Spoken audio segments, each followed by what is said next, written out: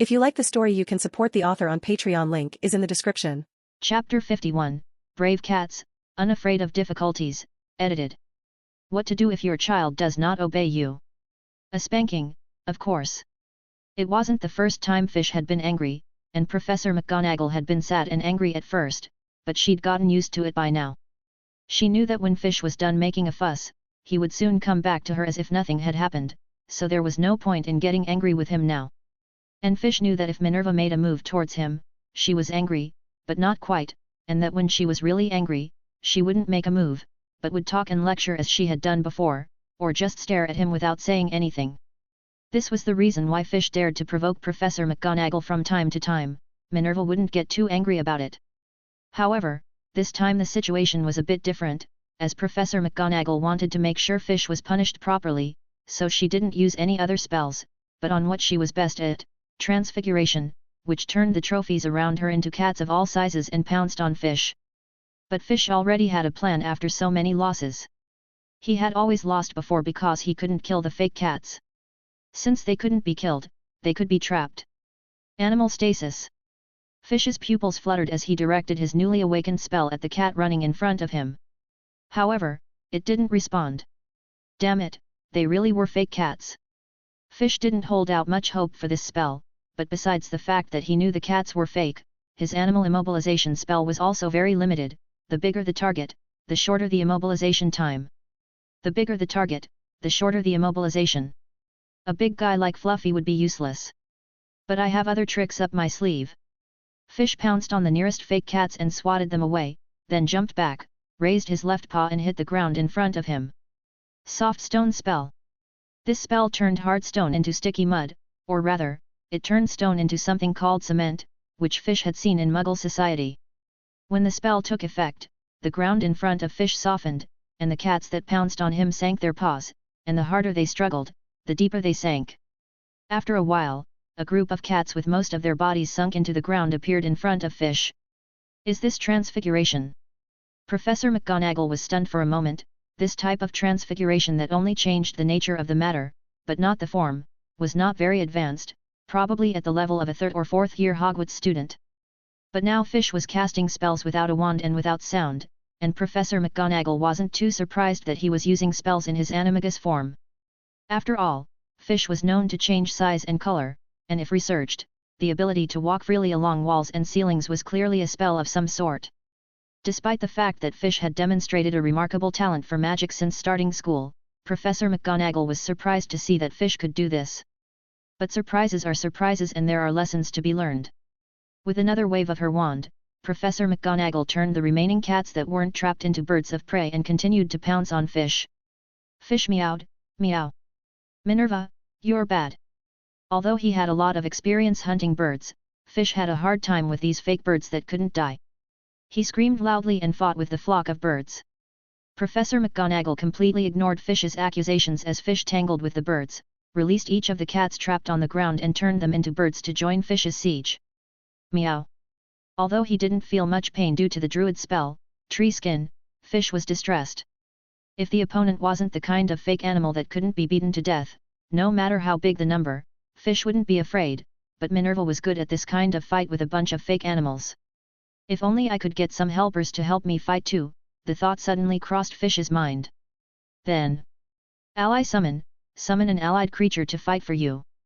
When Fish activated this spell, all the animals he knew, including humans, quickly flashed through his mind. Without hesitation, he chose one of the biggest friends he had met the night before. Meowed Fish, meow. Fluffy. The spell failed. There were size and distance restrictions on the ally summoning spell. Although Fluffy was close to Fish, at the other end of the same floor, Fish's summon spell had just awakened and was still too low level to summon a creature as large and fierce as Fluffy. With his current spell level, he could probably summon Austin or Tina. But Fish didn't care about that, he just knew the damn spell was useless. Meow meow meow meow meow.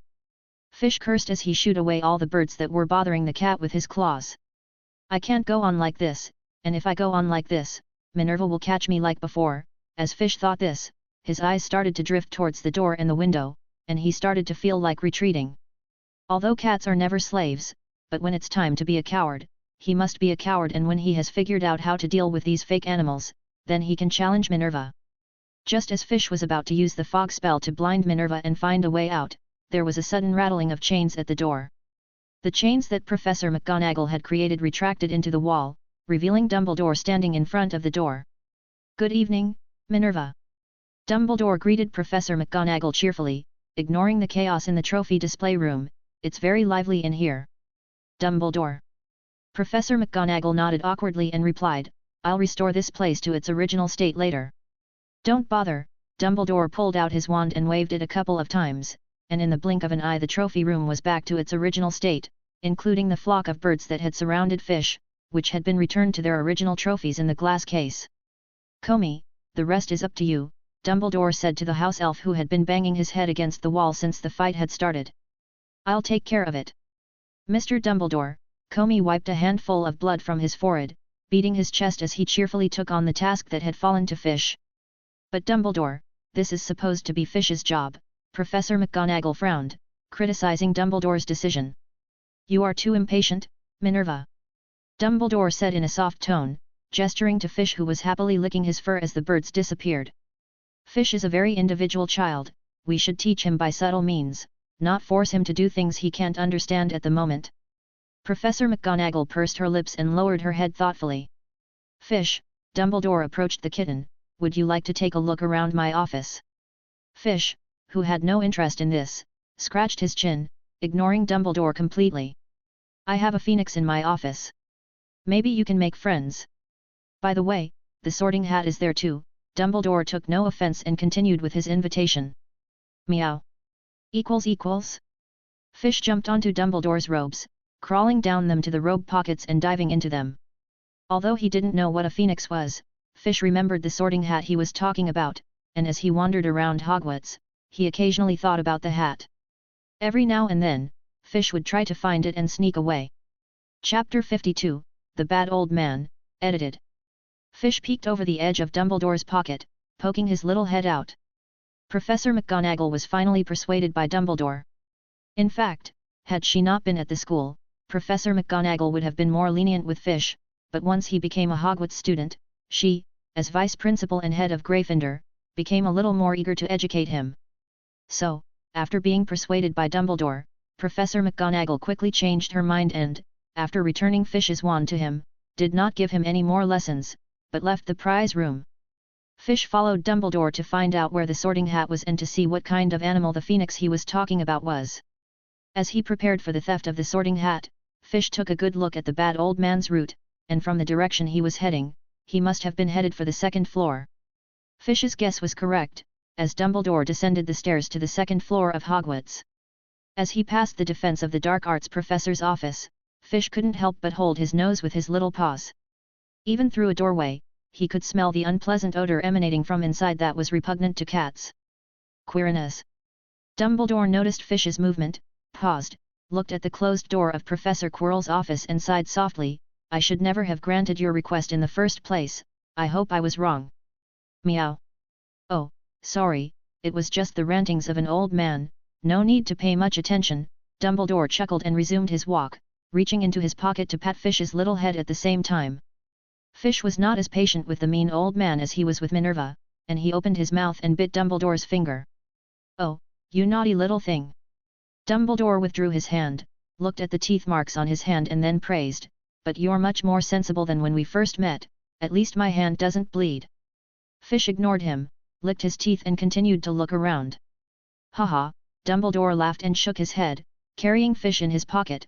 He turned a corner and headed to the third floor, arriving in front of a stone statue of a strange-looking monster. It was a stone statue Fish remembered, he had slept on it. "Chocolate frog," Dumbledore said to the stone statue, which caught Fish's attention. Before Fish could find the chocolate frog, however, the statue came to life, hunching over and jumping aside to make way for the wall behind it. At the same time, the wall behind the statue split in half, revealing a spiral staircase hidden inside, slowly spinning upwards. "Meow, equals phi omega phi equals." Fish immediately jumped out of Dumbledore's pocket, leapt to the top of the spiral staircase, and then hopped down, one step at a time, at about the same speed at which the staircase was spinning, as if he were walking in place. Dumbledore didn't bother Fish, and watched with a smile on his face as he played. But Fish soon became bored with the game and dropped down on the steps, with his little head on the outside of the ladder, and was carried upwards. The experience of turning upward was novel, and Fish lay on his back on the steps, watching with interest as the wall continued downward to the right in front of him. Interesting staircase, isn't it? Dumbledore walked up the stairs as well, stopped 4 or 5 steps away from Fish, and sat down on them. His head was at the same height as the step Fish was lying on. "Meow," replied Fish, wagging his tail twice before returning his gaze to the moving wall. "I don't understand anything you're saying, cat language is very hard to learn," Dumbledore said. Fish wiggled his ears and ignored him. Dumbledore didn't seem to notice Fish's indifference as he wiggled his hips and moved his head closer to Fish's, then lifted his half-moon glasses and followed Fish's gaze to the wall. "Is there something on the wall? It looks very attractive to you," Dumbledore said. Omega equals. Fish looked sideways at Dumbledore and said nothing, because he didn't want to answer that boring question. Dumbledore blinked his blue eyes and spoke again. Only this time it wasn't English, but a strange string of gibberish. "Meow." The strange gibberish eventually caught Fish's attention, who tilted his head to look at Dumbledore. His green eyes blinked, separated by the crescent-shaped glasses, meeting Dumbledore's blue eyes. Dumbledore had a slight smile on his face and continued to spit out a series of words in the goblin language. After seeing no reaction from Fish, he switched to a sharp, piercing siren language. This time Fish reacted. "Meow." He waved his paw and slapped Dumbledore across the face. The slap was different from the one he had received at the 3 broomsticks. Fish had not applied the spell, brute force of the bull, so Dumbledore was able to continue his unpleasant screaming unaffected. So Fish straightened up and, with both front paws on the ground, threw a series of cat punches at the evil old man's head, knocking aside the half-moon glasses he had on the bridge of his nose, and succeeded in silencing Dumbledore. In fact, Dumbledore was testing to see if Fish could understand his mermaid and goblin language, or if he could understand Fish's meowing. But, as far as he could tell, his test had failed. Dumbledore had considered asking Fish directly, but with Fish's current state of ignorance, he supposed it would be useless to ask him. Let's see if Fish can communicate with Fawkes smoothly later. Dumbledore straightened his glasses and thought to himself. He certainly wasn't inviting Fish into his office at random. After all this time he had doubted his initial suspicions about the natural animagus, and out of personal habit and duty as headmaster, Dumbledore couldn't resist the urge to find out what was really going on with Fish. Not knowing what the evil old man next to him was up to, Fish grew tired of staring at the walls and began tugging at Dumbledore's long white beard again. "Don't torment my poor beard," Dumbledore, whose jaw was sore from the tugging, hurriedly shielded his beard and pulled a piece of candy out of his pocket and handed it to him. "I'll treat you to some sweets." Fish looked at the slightly worn candy in the bad old man's hand and suddenly remembered that he had a bag of dried fish in his pocket that Big Eyes had given him. So he returned to his human form, sat down on the steps like the old bad guy and pulled a small bag out of his pocket. "I got my own meow food." Omega, Fish cheerfully showed Dumbledore the dried little fish in the bag. "Big Eyes gave it to me." "Argus. He makes fried fish for Lady Norris all the time." Dumbledore nodded, then approached Fish with a sheepish face. "So, can I have some?" "Meow," meowed Fish disdainfully. Chapter 53, Good Boy, edited. Fish couldn't resist the mean old man, but in the end offered him half the dried fish in exchange for candy and the promise of more snacks in the office. The old man and the young woman sat at the top of the revolving staircase, eating the dried fish handmade by Filch, and by the time they finished the dried fish, the staircase had reached the top. At the bottom of the spiral staircase was a shiny oak door with a brass ring in the shape of a lion and an eagle's head. It looked a bit like the door to the Ravenclaw dormitory. So Fish got up from the steps excitedly and reached out to knock on the ring on the door. The ring was hit hard by Fish, but the lion-headed, eagle-headed beast above it didn't budge. "Meow." Fish turned to Dumbledore. "It's broken." "It's not, Fish." Dumbledore rubbed Fish's little head before Fish avoided his hand in disgust. "My door isn't like Ravenclaw's, it doesn't talk." As he spoke, Dumbledore walked over to the door and gave it 2 gentle knocks.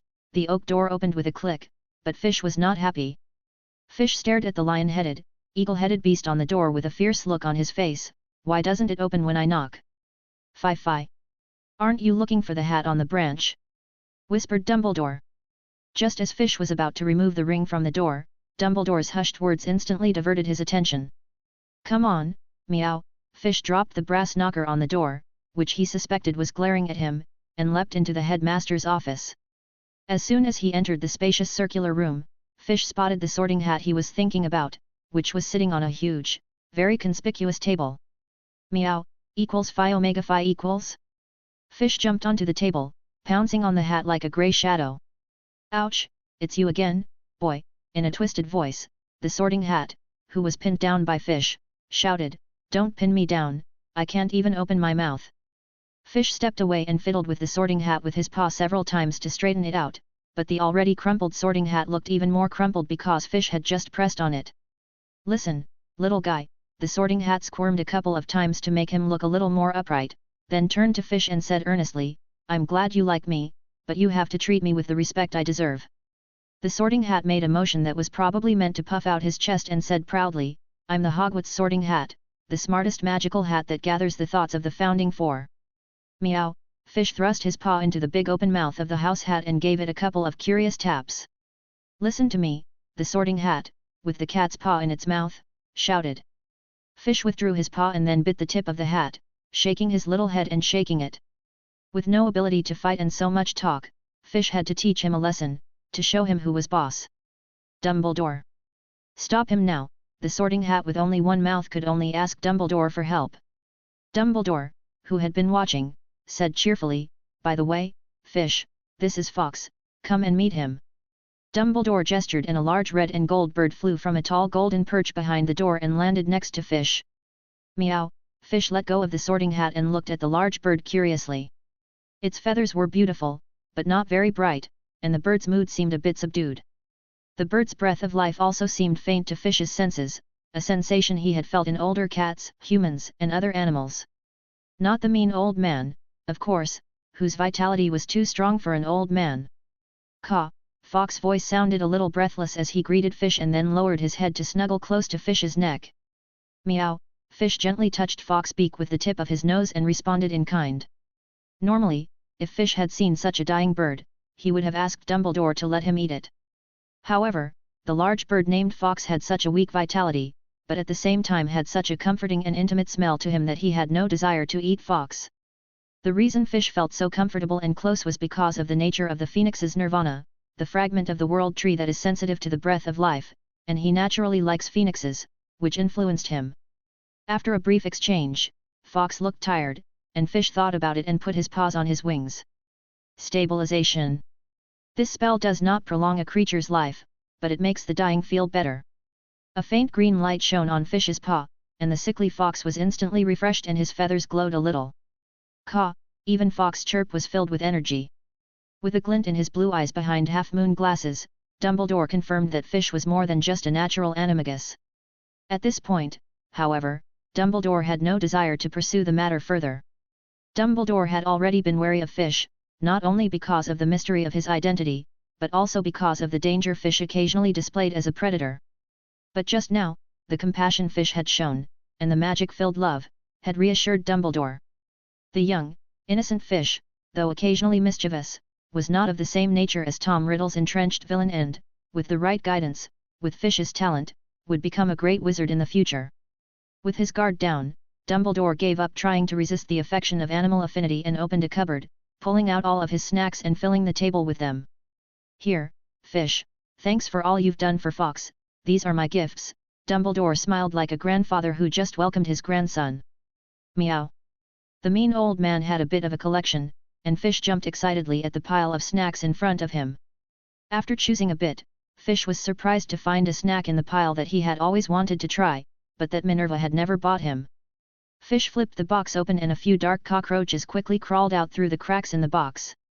Only Fish, who was quicker, waving his little legs, grabbing two of the cockroaches and then bending his head down to pick one of them up, snorting happily as he ate it. Dumbledore scooped up the other fleeing cockroaches in his hands, his blue eyes flashing. You like cockroach cones too, don't you? What a good boy with vision. The sorting hat, Fawkes, and the group of portraits of former headmasters on the wall pretending to be asleep. Chapter 54, the book also has a. Edited. In the end, Fish emerged from the headmaster's office with the seamless elastic bag full of sweets that Dumbledore had given him. The only unfortunate thing was that Dumbledore refused to give Filch the sorting hat he wanted, saying that when he became headmaster of Hogwarts, the hat would be his. But isn't Hogwarts already his territory? Why did he have to be headmaster? Filch was stumped. But such complicated questions didn't stay in the kitten's head for long, and soon Filch had forgotten about being headmaster and the sorting hat.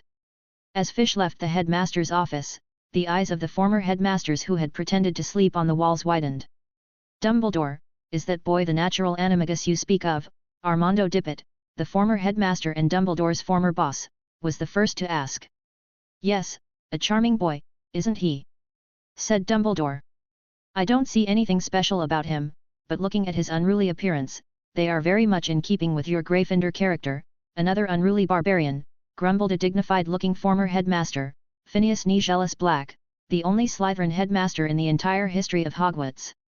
Filch's affinity for animals didn't affect the portrait, so Phineas brought his usual Slytherin bias against Gryffindor. You're being too hard on the boy, Phineas, spoke the only headmistress in the portrait. Albus mentioned it earlier, the boy was a cat 3 years ago, and the magic he just used on Fawkes was extraordinary. Delice Derwent had been a healer at St. Mungo's Hospital for magical sickness and injury before she became headmistress of Hogwarts, so she was mostly interested in the spells Filch had shown earlier. Humph, Phineas snorted again. Of course he could see that Filch was exceptionally gifted, but then again, Filch was from Gryffindor. After a few moments of casual conversation about Filch, the principals closed their eyes and began to sleep again. Although Filch's case was unique, as Hogwarts headmasters, they had seen even stranger cases than this one, and since they were long dead and now nothing more than portraits with original thoughts, Filch's existence was nothing more than a new topic of conversation for them. Unless Filch was to become headmaster of Hogwarts, as Dumbledore had said. The rest of the day was remarkably quiet, as Professor McGonagall was persuaded by Dumbledore to stop forbidding Filch to use magic, though she continued to watch him work in his confinement every night. At the end of his time in confinement, Professor McGonagall would take Filch into her office and read him fairy tales suitable for a 4- or 5-year-old wizard. Eventually, Filch didn't even need Professor McGonagall to read to him, but would just read the stories himself, especially since they didn't contain many words, but moving pictures, which allowed Filch to read them. After hanging out in Professor McGonagall's office until 11:30 at night, the two would go to the kitchen and eat a late dinner together. After dinner, Professor McGonagall did not force Filch to go back to her dormitory, but merely told her to go home early. At that moment, Filch was taking the magical bag Dumbledore had given his, containing the food the house elves had given his, and running to the end of the third-floor corridor to feed Fluffy and find out what was under the trapdoor. Unfortunately, Fluffy was a very good guard and Filch was never successful. In addition, he often visited the owl hut to bring his friends nuts and jerky. Occasionally, he would also go to Big Eyes and trade him some dried fish for other food. Occasionally, Filch would visit the bad old man's office to see Phoenix Fawkes and play with the sorting hat. It was the most enjoyable time Filch had ever had at school, although he'd had a pretty good time before. On the other hand, it wasn't known whether it was Dumbledore's decision, or whether the teachers realized that point deduction was completely useless for Filch, but now most of them didn't bother deducting points even if Filch didn't turn in his homework, or just took a token point or two to show for it. Except for 3 people. They were Professor Snape, who didn't point or favor Filch, Professor Binns, who was a ghost, and Professor McGonagall, who remained impartial when it came to homework. Still, it was a great relief to the members of Hermione's study group, and the Gryffindor hourglass, which was already at rock bottom, was filling up. That didn't last long, however. The second week after Filch and the twins finished their confinement, a long, thin package, carried by 6 long-eared owls, flew over the Gryffindor table and dropped it in front of Harry Potter. Harry! Open it and see. This must be the flying broom that Professor McGonagall prepared for you! Shouted Ron, sitting next to Harry, excitedly. Filch, who was putting food into his mouth, froze and his eyes sharpened. Fie! Harry gave Ron a sharp tug, and only then did he realize it. But it was too late for that, as Filch was already running aggressively towards the long teacher's table. By Merlin's hat, this is bad, Professor McGonagall slapped her forehead, having unconsciously overlooked the matter due to Filch's recent obedience. Minerva! Filch's voice was full of aggravation, why did you buy Scarhead a flying broom? Filch wouldn't have been so angry if he hadn't been forbidden to fly, but the fact that Minerva had forbidden him to ride on a flying broom while she bought Scarhead a new one made him feel unbalanced. That's because Potter is on the Gryffindor Quidditch team, Professor McGonagall explained quietly to Fish, and the money to buy that flying broom came out of the team's own budget, not mine. I don't care, I don't care. I want the flying broom too. Fish didn't care, he just knew that Minerva was biased and wouldn't buy him a flying broom, so he did what he had read in a storybook long ago, he lay down on the floor and started rolling. Professor McGonagall knew exactly where Fish had learned that trick, she pressed her lips together tightly and her cheeks contracted slightly. She should have known better than to show Fish the book The Wanderings of Little Hammer. The book, as you might guess from the title, is the story of a naughty little wizard named Hammer who quarrels with his family, runs away from home in a fit of rage, and finally returns home after many trials and hardships, and becomes a good boy. Professor McGonagall's intention was to use this story to educate Fish and make him more obedient. Who would have thought that this little kitten did not learn the good things, but learned Hammer's bad habits? Wait! Professor McGonagall was suddenly startled. In this book there's more than just spilling and rolling, there's also a I'm running away from home, meow. Chapter 55, Confinement Again? Edited. Naturally, Fish's escape didn't work, and he didn't actually intend to run away from home, but little Hammer used that excuse to get his parents to buy him something 3 times before he actually ran away. So this is the first time I've used it, and Minerva will definitely buy me a broom, the kitten thought with absolute certainty. With Fish's nonsensical tantrum, he was soon caught by Professor McGonagall and taken to the second-floor staff room. Don't think I'm going to buy you something like Hammer's mother did when she heard him say he was going to run away from home. As soon as she entered the room, Professor McGonagall shattered Fish's illusions. Meow. Fish was startled and exclaimed, "This isn't what we talked about. Hammer in the book was bought 3 things. You don't want me to be like him, do you? Why aren't you like Hammer's mother? I told you to learn his good things, not Hammer's bad habits too." Professor McGonagall rubbed her eyebrows and sighed in disbelief. "That's good, meow. Hammer got what he wanted with this trick," said Fish. It was clear that there was a fundamental difference between what Fish meant by good and what Professor McGonagall meant by good. Professor McGonagall knew there was no point in pressing this with Fish, and she said firmly, "Anyway, forget it, I can't buy you a flying broom." "Minerva is biased, meow." Fish rolled again, "You bought it for Scarhead." "I told you, I didn't buy Potter's broom, that's what the team gave him when he joined the Quidditch team," Professor McGonagall again explained thoroughly. "Then I'll join too, meow." Fish, who had stopped throwing tantrums, merely sat on the floor and bowed his head to Professor McGonagall. "To make the Quidditch team, you have to spend 3 nights a week training really hard with them, can you do that?" said Professor McGonagall. "I can," Fish nodded. "And even if you join the team, you can only fly during practice and matches, you won't be able to use the broom during the week," said Professor McGonagall. "No problem," nodded Fish. "And when you play Quidditch, you're not allowed to fly around, you have to follow the rules of the game," said Professor McGonagall. "Fish is good, meow," nodded Fish. Seeing Fish accept everything without batting an eye, how could Professor McGonagall believe her?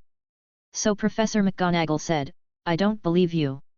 Fish, failing to fool her, fell backwards and kept rolling on the floor, meow.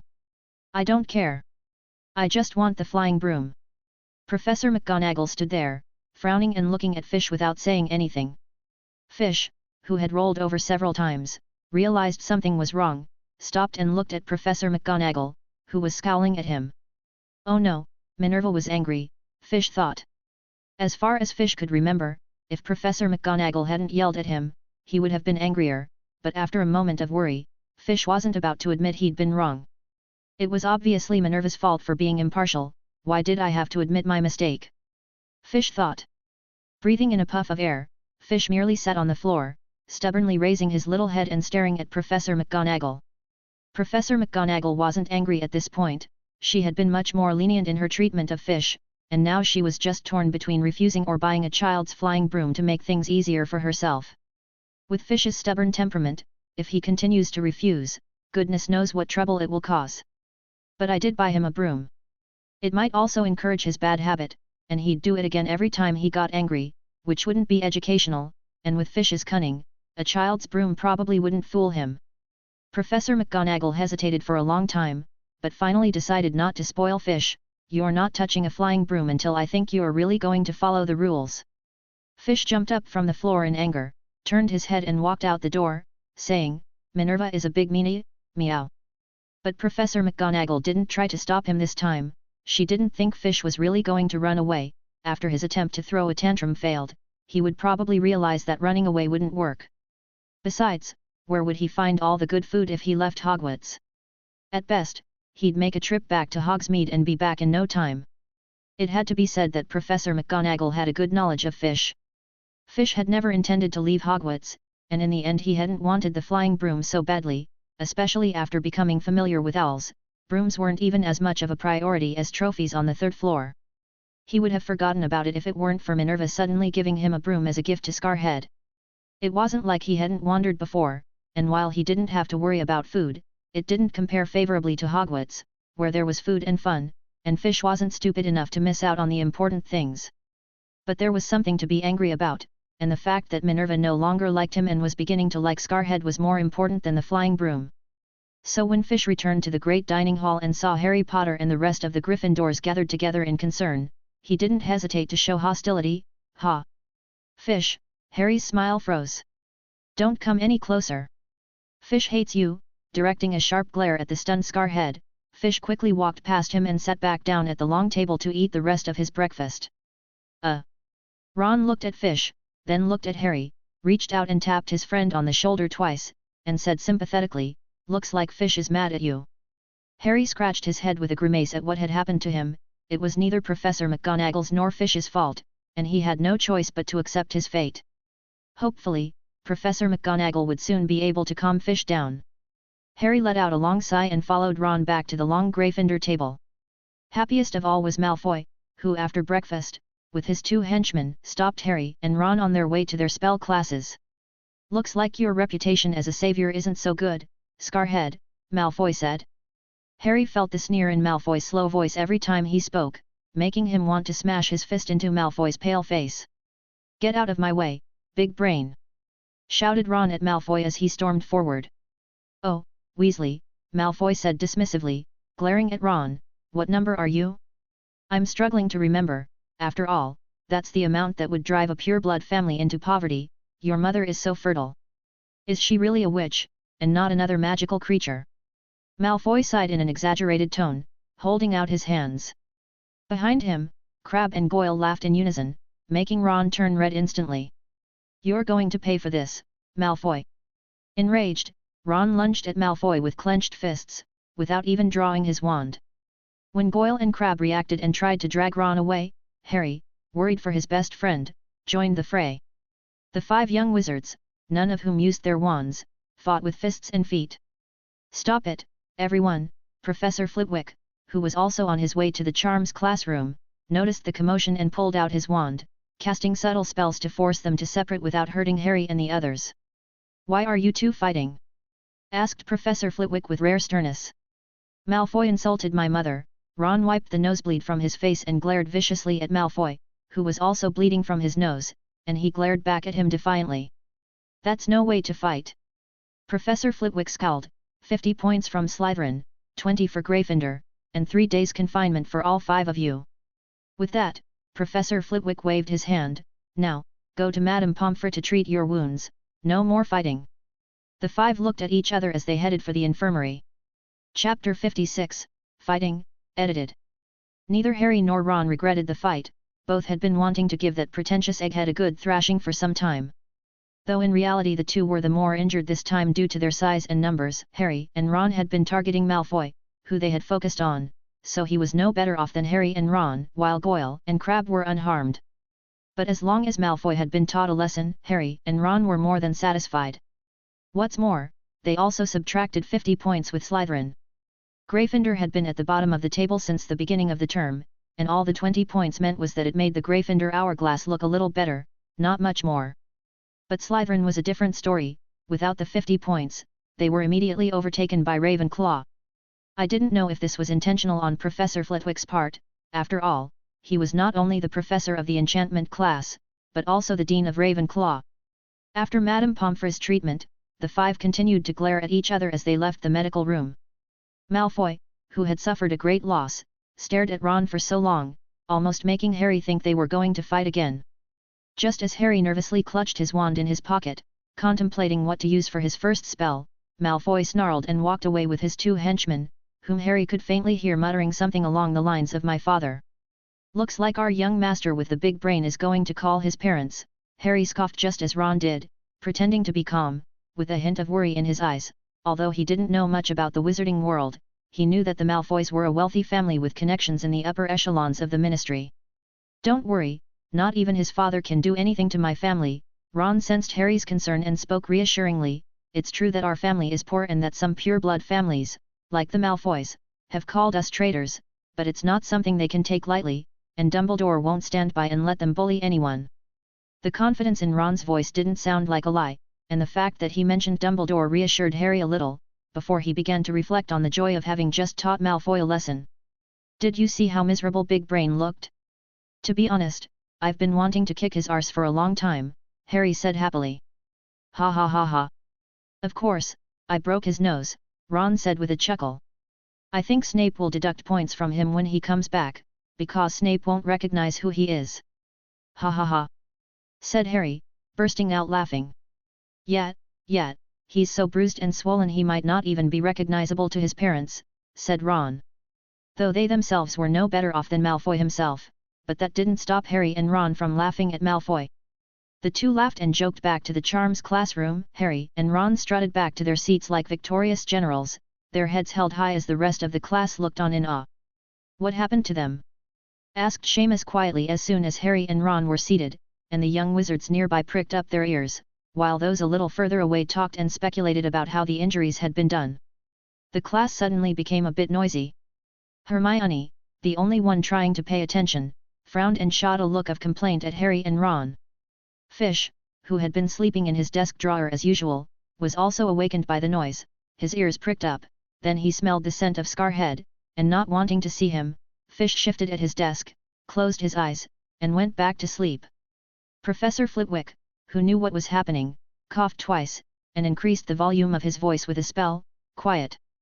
The commotion in the class gradually subsided. "You two can borrow the other students' notes for what we covered earlier, then we will continue our study of the spell." Professor Flitwick glanced around the classroom and finally settled on Harry and Ron, causing them to lower their heads sheepishly, before continuing with the previous lesson. The class was quiet, but most of the students were not focused on their studies. With the exception of Hermione and Filch, all the other students glanced at Harry and Ron from time to time. After all, this was the biggest fuss the new students had made, apart from Filch, and it was only natural that the young wizards, who had only been at the school a short time, were too curious to resist.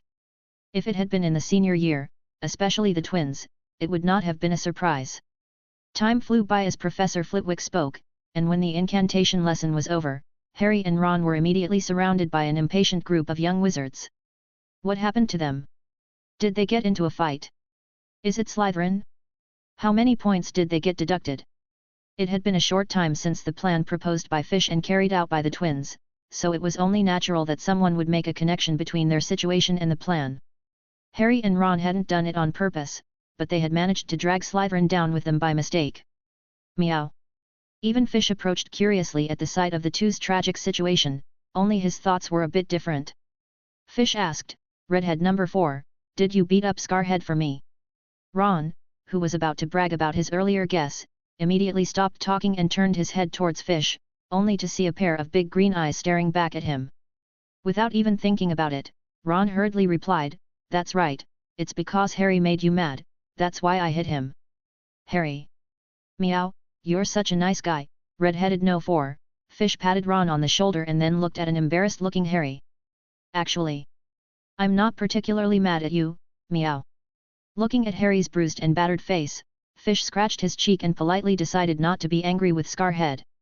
Harry, who was about to punch Ron, swallowed his words, then patted his chest and said, "This little wound is nothing." Harry touched his wound as he said this, causing him to grimace again. Once the pain had subsided a bit, Harry leaned over to Filch and whispered, "If there's a chance, I'll secretly lend you a broom to play with." "I don't want one." However, Filch refused, as it seemed to him that it was no longer the case that he could play with the flying broom, but that Minerva had another cat. Even if Filch didn't get even with Scarhead now, it didn't mean that he could easily forgive Minerva. Filch was now waiting for Minerva to persuade him to admit his guilt.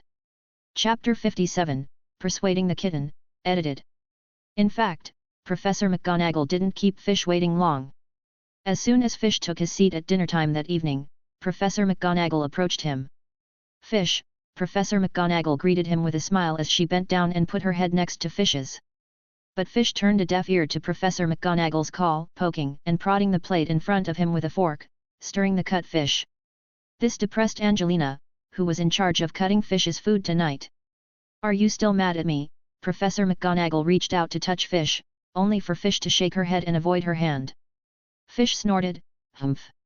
What do you say we have dinner together today?" Professor McGonagall took Fish in her arms and, as she made her way to the teacher's table, she lifted her face and tried to give her a kiss. Although Fish turned his head away from Professor McGonagall and refused the kiss, he did not refuse her invitation to dine with him. He had wanted Minerva to cajole him, so he couldn't turn her down completely. Angelina was even more depressed when the fish she had cut up for Fish was not eaten and taken away by Professor McGonagall without even tasting it. "Here, Fish, try this." Carrying Fish over to the teacher's table, Professor McGonagall sat him on her lap, then picked up a knife and fork, cut up a small lamb chop and handed it to Fish with a kind face. Fish snorted, "Humph." Fish turned his head and put his hands to his chest, indicating that he was still angry and not to be easily cajoled. Professor McGonagall was in no hurry, just smiling, holding her fork and letting the fragrant lamb chop dangle under Fish's nose. Not that the kitten hadn't had trouble with her in the years since he was adopted, and Professor McGonagall knew exactly the most effective method of coaxing him. Fish, who was always a nervous boy, had been dampened by the day, so he wasn't so angry anymore, and all she had to do was tempt him with a little food when he was hungry, and Fish would give in. Professor McGonagall had always mastered how to persuade Fish, especially after she had relaxed her demands towards him, and now she could deal with the naughty little fellow in a more peaceful manner. After a few moments, Fish, unable to resist the aroma around his nose, opened his eyes slightly and looked at the lamb chop. But he soon withdrew his gaze. Humph. He wasn't going to give up so easily. "But, it smells so good." Then, he took another look. And then, he looked again. Ahem, After looking at the lamb chop under his nose several times, Fish opened his mouth and pulled the chop off the fork with a quick movement, then quickly turned his head, chewing the lamb chop while continuing his "I'm still angry, come cajole me" pose. "Don't spare Minerva, it's just that lamb chops don't taste good when they're cold. That's it. That's it." Swallowing the lamb in his mouth, Fish began to look at the food on his plate again, over and over. Not to disturb him, Professor McGonagall continued to smile as she served herself a variety of Fish's favorite foods and popped them into his mouth. After being fed about 6 or 7 times, the never gives up easily Fish forgot about the morning's events. "Minerva. Here you go, meow." Fish, who was no longer angry, jabbed her fork into a piece of fried fish and held it up to Professor McGonagall's mouth. Professor McGonagall opened her mouth to eat with a look of relief, then lowered her head and gave Fish a kiss on the back of the neck in thanks. This time Fish didn't resist Professor McGonagall's kiss, but instead looked very happy. "Meow hee hee hee hee hee hee." Omega. Encouraged, Fish used his unskillful inverted grip to pick up several food items from the table with his fork and hand them to Professor McGonagall, who was standing behind him. "Ah! Fish is so cute. If I could eat the food Fish gives me, I'd be happy just to hug him." Countless little witches put down their knives and forks, stopped eating their dinner and stared at Fish and Professor McGonagall with their cheeks in their hands, wishing they had been there instead. The boys weren't as dramatic as the girls, but most of them ate and looked toward the teacher's table, and several of the young wizards even accidentally put food up their noses. It was a great relief to Harry Potter to see Fish and Professor McGonagall enjoying themselves. Although Fish had stopped being angry with him over his best friend Ron's betrayal, Harry was worried that if Fish found out the truth, he would hate him again.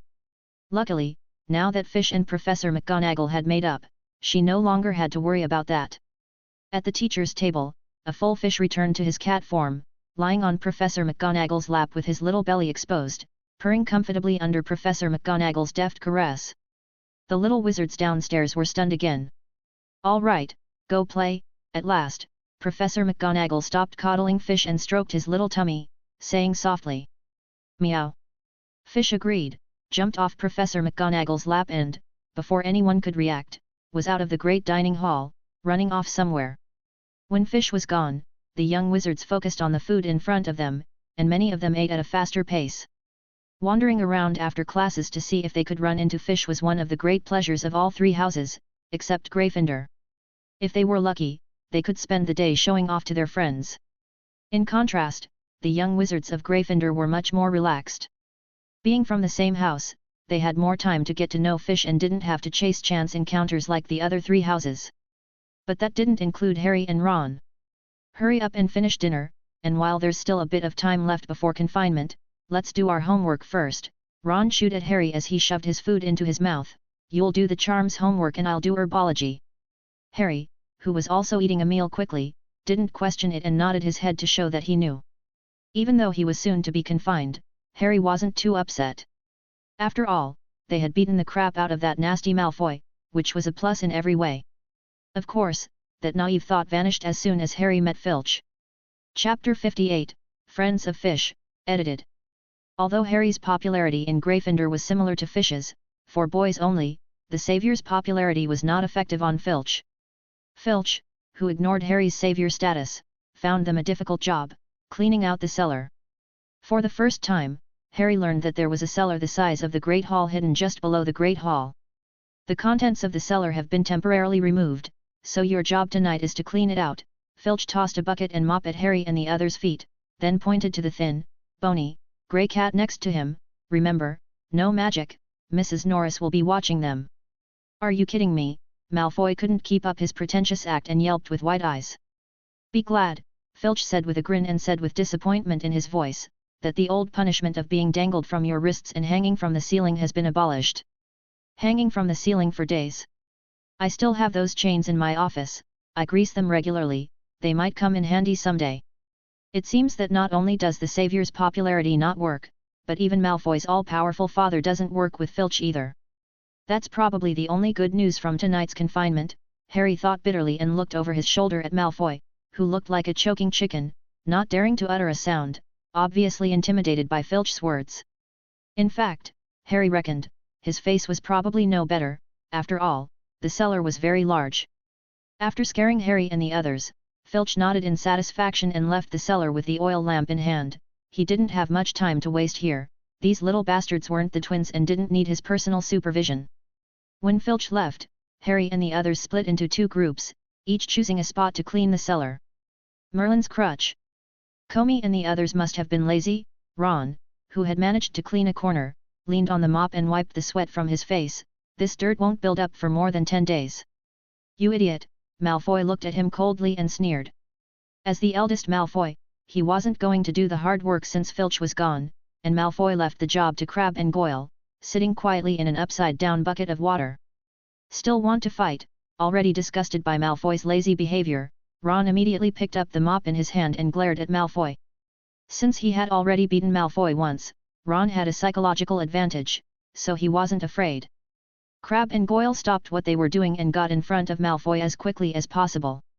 They had been scolded by Malfoy for not getting in the way in time, and this time they wouldn't let Ron get away with it. On the other hand, Harry stood next to Ron and faced Malfoy. Meow. But this time they didn't fight. A slightly mournful cat meow stopped the confrontation, and Lady Norris stepped out of the shadows, her eyes wide and deadly on Harry and the others. Humph. You're lucky, Malfoy growled, sitting back down on the bucket. That's exactly what I meant. Ron had been a bit wary of the big Goyle and Crabbe. Now that he couldn't fight, he couldn't afford to lose verbally to Malfoy. He didn't hesitate to say something harsh in return, before Ron went back to work with his mop. I really don't like cats after all, Ron muttered under his breath to Harry as he struggled to clean the persistent stains on the floor. As the owner of a pet rat, it was only natural that Ron didn't like cats, but Fish's presence had given him the illusion, and Mrs. Norris's presence had helped to dispel it. Harry laughed bitterly. He did like cats, except for Mrs. Norris.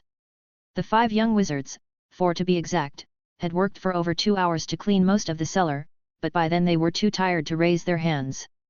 No, I have to rest. Ron dropped the rag in his hand and, following Malfoy's example, emptied a bucket and sat down in it.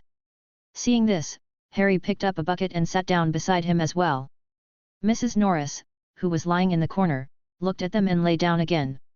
Her job was to keep an eye on the students working without magic, not to forbid them to rest, or she wouldn't have let Malfoy sit there doing nothing. The next moment, however, Mrs. Norris got up from the floor and ran towards the entrance. Harry and the others thought Filch had returned, so they got up and went back to work, while Malfoy grabbed a mop to disguise himself. But then a small silver-grey figure came through the door. It was Fish, who had just come out of the kitchen and had followed Mrs. Norris' scent. Meow, equals phi omega phi equals? Fish greeted Mrs. Norris before turning into his human form and taking the food he had just brought from the kitchen out of the magical bag Dumbledore had given his and placing it in front of Mrs. Norris.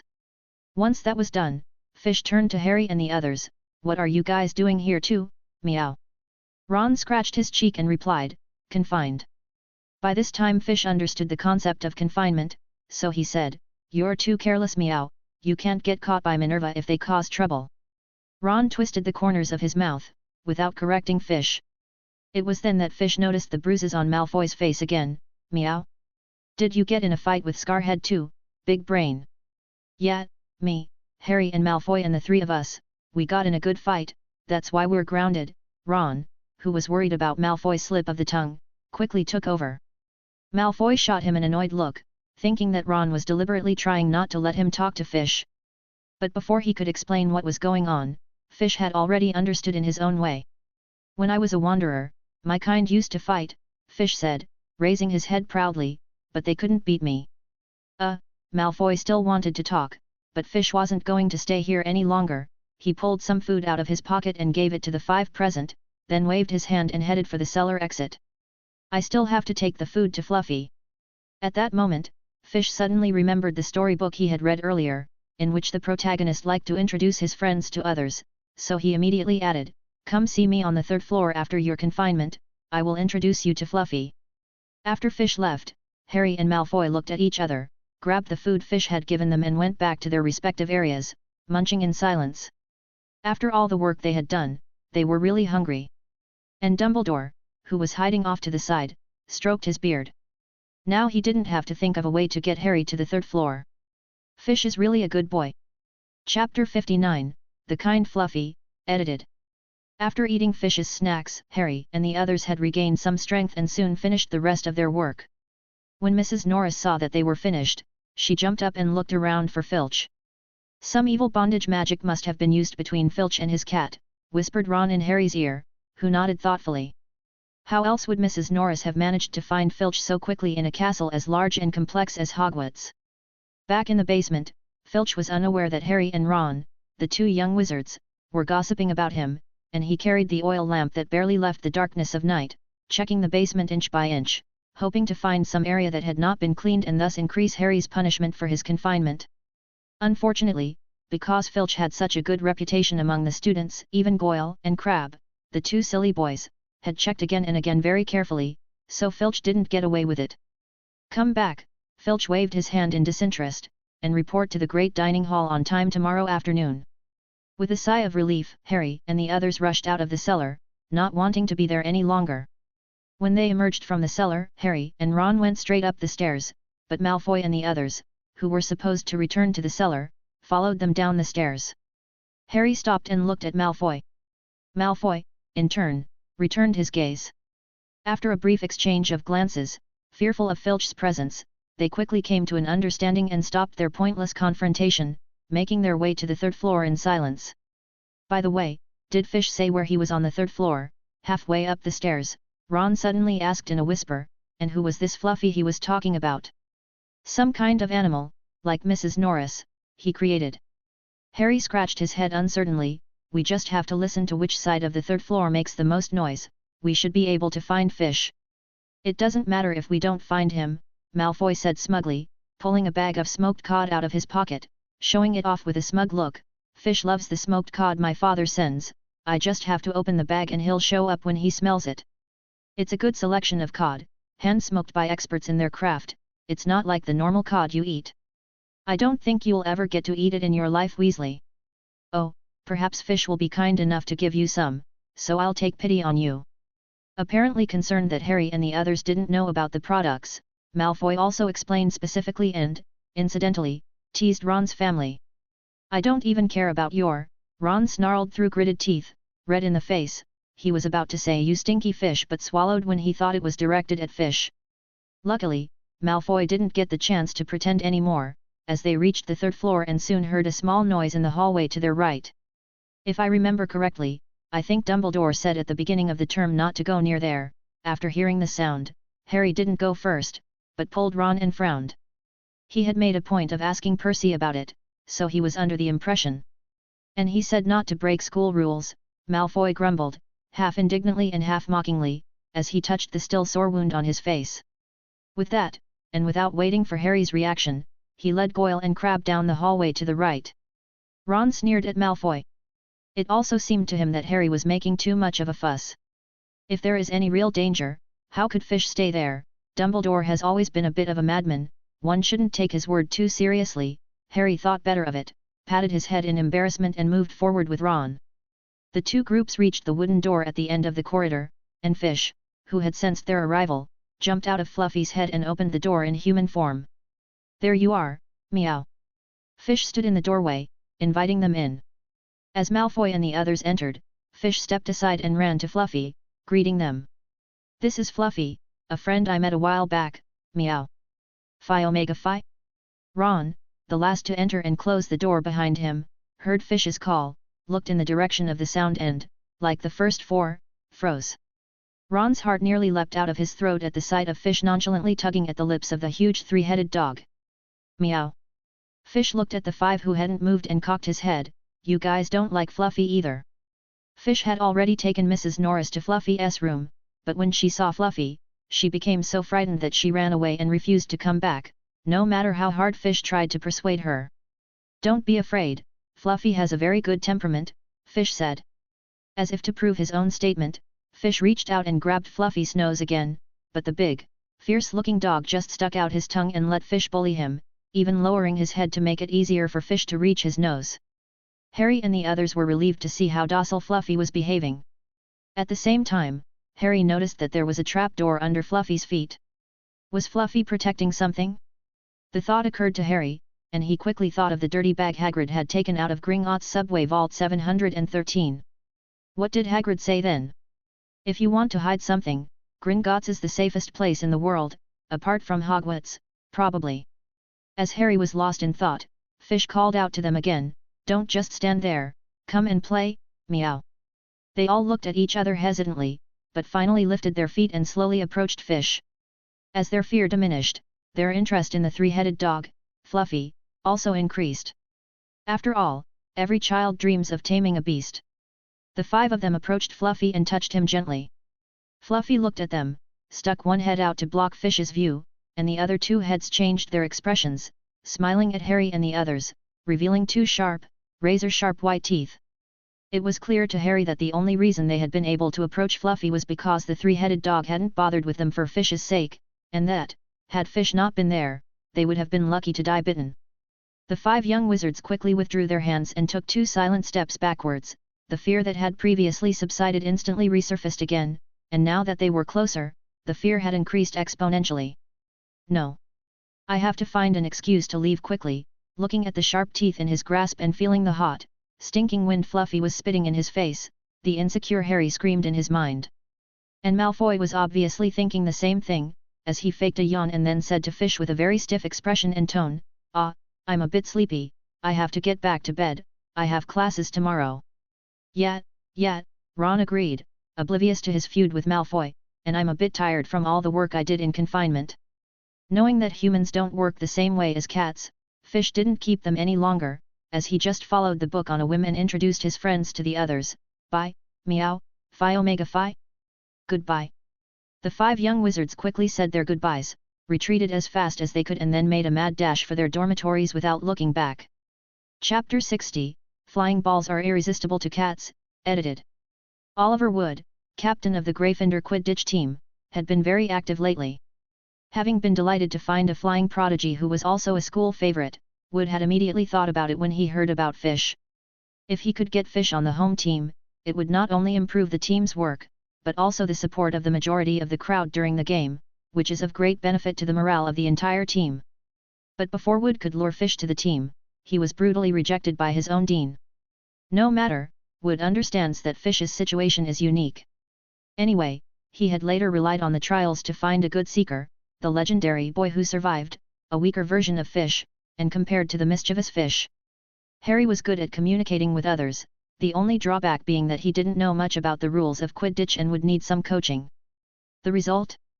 The seeker, Harry, who had just gotten his broom, before he could start training, ran off with Ron, a substitute, to fight Slytherin students and was confined for 3 days. His team was already short on time due to understaffing. Now it was really happening. If it wasn't for the fact that the Quidditch season was still almost 2 months away, would have suspected that Harry and the others had been set up by the Slytherins. For Gryffindor's first match was against Slytherin, and Slytherin had a history of pulling such tricks. But fortunately, with Harry and Ron out of their confinement, their team was finally in order. Wood vigorously wiped his face as he motioned for the team to assemble and circle the Quidditch pitch. "We're behind in our training for various reasons, but we Gryffindors aren't going to let this little setback get us down." Before training began, Wood cheered the team on as in years past, shouting with a raised fist, "This year's champions will be the Gryffindors." Ah! The Gryffindor players also raised their fists in the air and chanted in response. So, all in the air. At Wood's command, the Gryffindor Quidditch players mounted their brooms and rose into the air to spread out in formation for the start of the day's training. Meow. Equals phi omega phi equals? Fish, in his cat form, was lying on the windowsill of the tower window, looking up at the sky in the evening breeze, when, sure enough, he saw some flying brooms in the distance, and next to them, he saw a few balls flying. There was only one Quidditch pitch at Hogwarts, so the 4 houses tended to have staggered training schedules, and while the other 3 houses' teams were training, Fish was either following Gryffindor classes or wandering around the castle. So this was the first time Fish had seen a Quidditch team training. He was intrigued. Although Fish had reconciled with Minerva, he wasn't going to fight her, and his interest in flying brooms was now much less. If he had just seen a group of people riding them, Fish would have just looked at them from afar at best. But who's to say there were a few balls running around? No kitty could resist a flying ball. Not to mention there were more than one. Fish just watched from afar, his little paws already wagging and his tail wagging restlessly behind him. Rising from the windowsill, Fish calculated the distance and found that it would take him quite a while to run there, but he could float with his glide spell. But then, he would have landed directly on the ground and would not have been able to reach the balls in the sky. So Fish thought better of it, jumped off the windowsill and ran to the owl hut. After reconciling with Minerva, Minerva finally relented and allowed Fish to ride the owl, but only if he didn't fly too far away from Hogwarts and wasn't allowed to enter the Forbidden Forest.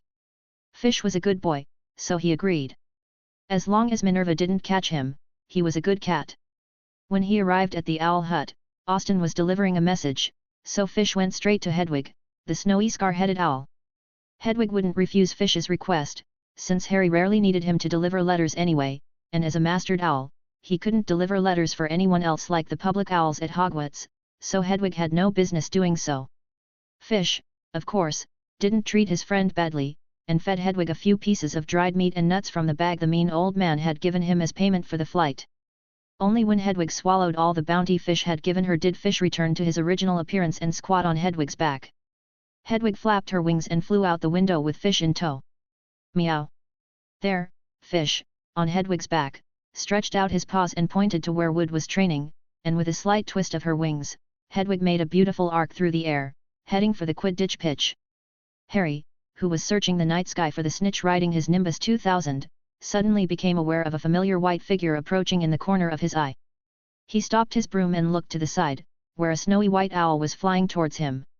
Hedwig, Harry was stunned for a moment, even though he couldn't see very well at night, and he wasn't the only one in the school with a snowy owl, he was somehow sure that the white bird in the distance was his Hedwig.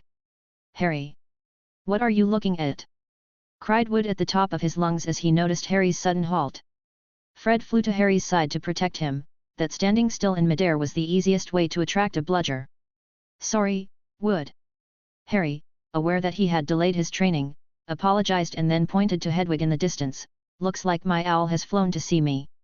"Did you buy anything important?" Wood blew the whistle hanging from his collar. Everyone stopped their training at the sound. George and Fred worked together to put the bludger back in the box, while he himself flew over to Harry and asked him with a frown. "No." Harry looked puzzled, he didn't know why Hedwig had suddenly come to see him. By now, Hedwig was very close and everyone had noticed that she seemed to be carrying something on her back. Before anyone could get a closer look, Fish jumped off Hedwig's back, transformed into his human form and floated with him gliding spell. Fish, gliding through the air, shouted to Harry and the others with glowing eyes, "Where are the balls? Take them out and let me play with them."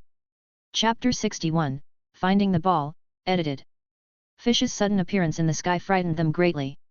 But before they could steer their brooms to catch Fish, they realized that, instead of falling quickly, Fish was falling slowly like a feather. Everyone was relieved.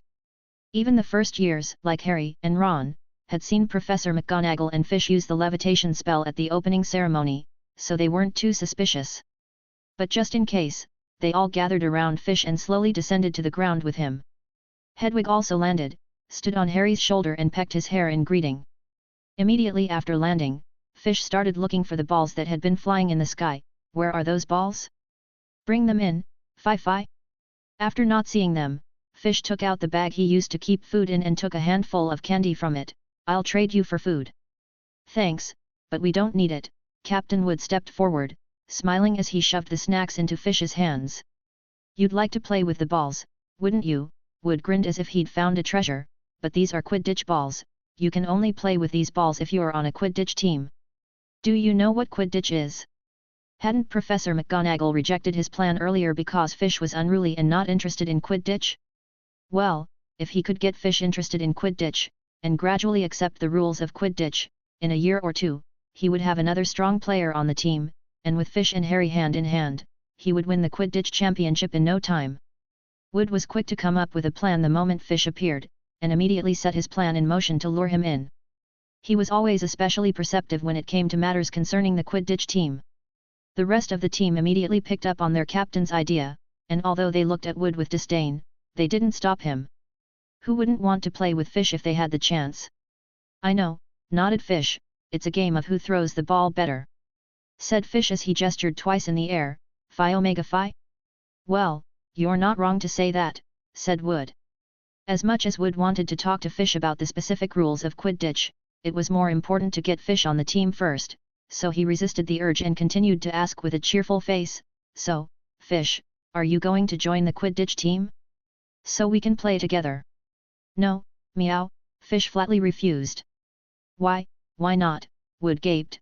No matter what he thought, there was no reason for Fish to refuse. "You have bad intentions," Fish bared his teeth and then lifted his little head proudly. "Fish is smart, you can't fool me, meow." Fish felt no ill will on Wood's part. The only reason he refused was because after making peace with Professor McGonagall, Fish had looked through the Quidditch rule book and the amount of text and the number of forbidden words in it had instantly made him lose interest in Quidditch. "I'm not lying to you." Wood averted his gaze sheepishly, then straightened up and argued, "These balls can only be used if you're on the house Quidditch team." "I'm not playing then, meow." Fish turned his head and walked away. He wasn't going to remember all the rules, he couldn't even play with a ball. Seeing Fish turn back into a cat and jump on Hedwig, he walked away. The three Slayers on the team immediately looked at Wood. "How about letting Fish play with the ball? It won't interfere with our training." Alicia Spinnet folded her arms, wide-eyed, and blathered. "Even if Fish doesn't want to join the Gryffindor team, you can let him be our training partner," Angelina Johnson interjected with seemingly sensible, but really unlikely rhetoric. It was unlikely that Fish, who had no interest in the rules of Quidditch, would stay with them as a training partner. Not to be outdone, Katie Bell joined in the chorus of criticism against Wood, "And you trying to trick Fish into joining the team, that's outrageous." At this point, they had forgotten about their silent prayers that Wood would succeed in persuading Fish. In addition to the three women, the twins, who had always had their eye on Angelina, also came to the rescue. "That was a very bad thing to do, Wood," George accused earnestly. As Fred quipped aside, "As punishment, how about resigning as captain?" As Wood was besieged by a group of housemates, Fish, who had gone off with Hedwig, crept back.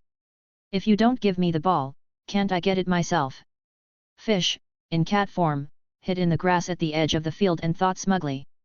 Fish had no fear of being told by Professor McGonagall to complain that the ball was stolen from them. The loud man, Wood, had just goaded him into riding a broom, and if Minerva found out, she wouldn't be amused either. Angelina and the girls didn't have much time to complain about Wood. After all, they knew he had done nothing wrong and let him off the hook after a bit of a tantrum. When the 3 girls stopped ranting, the twins, who had been complicit, naturally calmed down as well. So the group climbed back onto their flying brooms, intending to continue their training. On the grass, Fish was ready to pounce, his hind legs stepping softly on the ground, his little buttocks wiggling, his green eyes almost full of black pupils, staring intently at a rectangular box at the edge of the field, where, most likely, the flying balls were hidden. In fact, just as Fish had suspected, Wood, the only one not on a broom, walked over to the crate, picked up the quaffle and tossed it to Angelina, then opened the strap holding the blood jars. The 2 black blood jars immediately shot skyward in the direction of the group sitting on the brooms. Since it was Harry's first day of training, and since Gryffindor training was at night, even though he had done well in the trials, Wood had not yet released the snitch, but had thrown the golf balls instead. As Wood mounted his flying broom and returned to throwing golf balls to Coach Harry, Fish stepped off the grass and leaned cautiously into the box. The Quidditch team was too engrossed in their training to notice that Fish had reappeared, so he made it to the crate without trouble, then placed his 2 little paws on the crate lid and gently pushed it up, opening a gap. Fish reached out his paws and peered into the gap, touching something along the way, and then he heard a soft sound like a flying insect flapping its wings from inside the drawer. With that sound, a tiny golden figure flew out of the hole Fish had opened, hovered in front of Fish for half a second, and then trying to fly up into the sky. But Fish wasn't going to let it go so easily, as his body quickly curled up, followed by a strong kick from his legs. Leaping up from the ground, his body stretched into the air, his left paw stretched out like lightning, slapping the snitch right after it took off. As soon as it landed, Fish bounced back up and held the snitch tightly, as he opened his mouth and bit down on the snitch's wings, holding it in his mouth as he looked up at the sky again, then quickly slipped out of the stadium. In the sky, Harry and the others were focused on their training, and the darkness meant that none of them noticed that Fish had slipped away with the snitch. It wasn't until Wood and the twins had finished their training session and put the blood jars and quaffle in the crate that they realized, with a start. Where's the snitch? Chapter 62, Fish Ate the Ham, edited. Harry and Ron returned to the dormitories, exhausted and depressed. How was Quidditch training?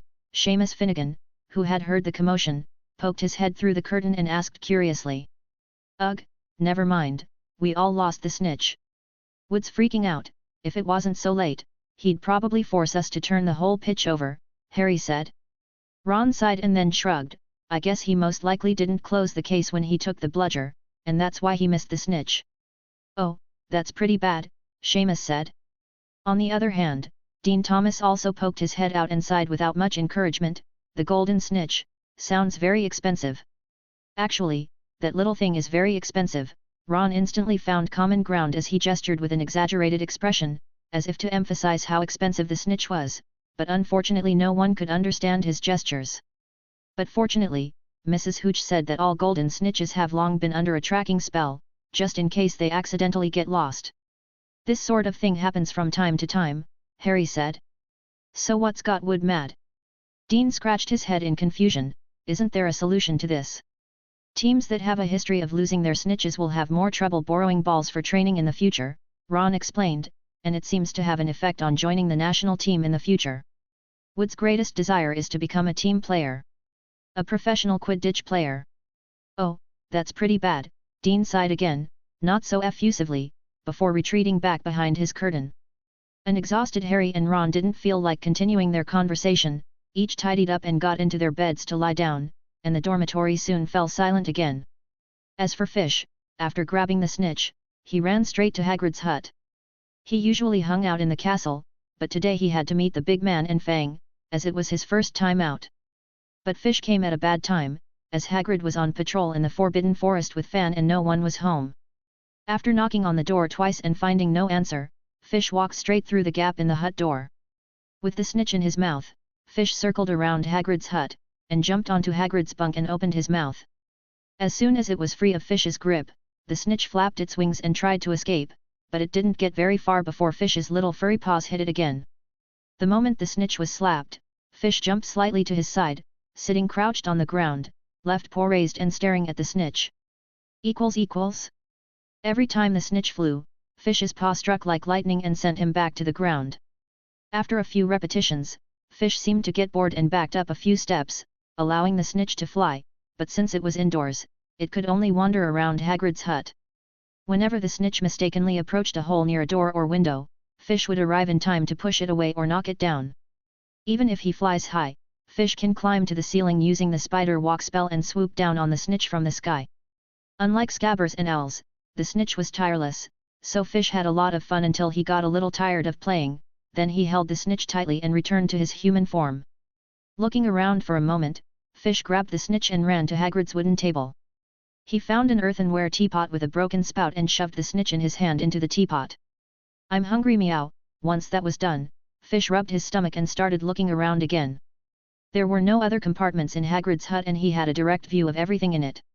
There were a few ingredients and condiments stacked by the fireplace, but Fish had no interest in raw food at the moment, so he looked at them and paid them no attention. Soon his eyes settled on the hams hanging from the ceiling, cured pork that Fish knew could be eaten straight up, even uncooked. As for the pheasants that also hung from the ceiling, they didn't even have their feathers plucked, so he didn't want to eat such annoying things. "Oxyo ham." Fish pulled out his wand and pointed it at a ham hanging from the ceiling. Although the spell was not in the first-year textbook, Fish had been caught by Minerva with it so many times in his first years that he had mastered it after a few tries. Under the magic of the spell, the ham shuddered slightly, then shook more and more until it broke loose from its hook and fell in front of Fish. "Hey!"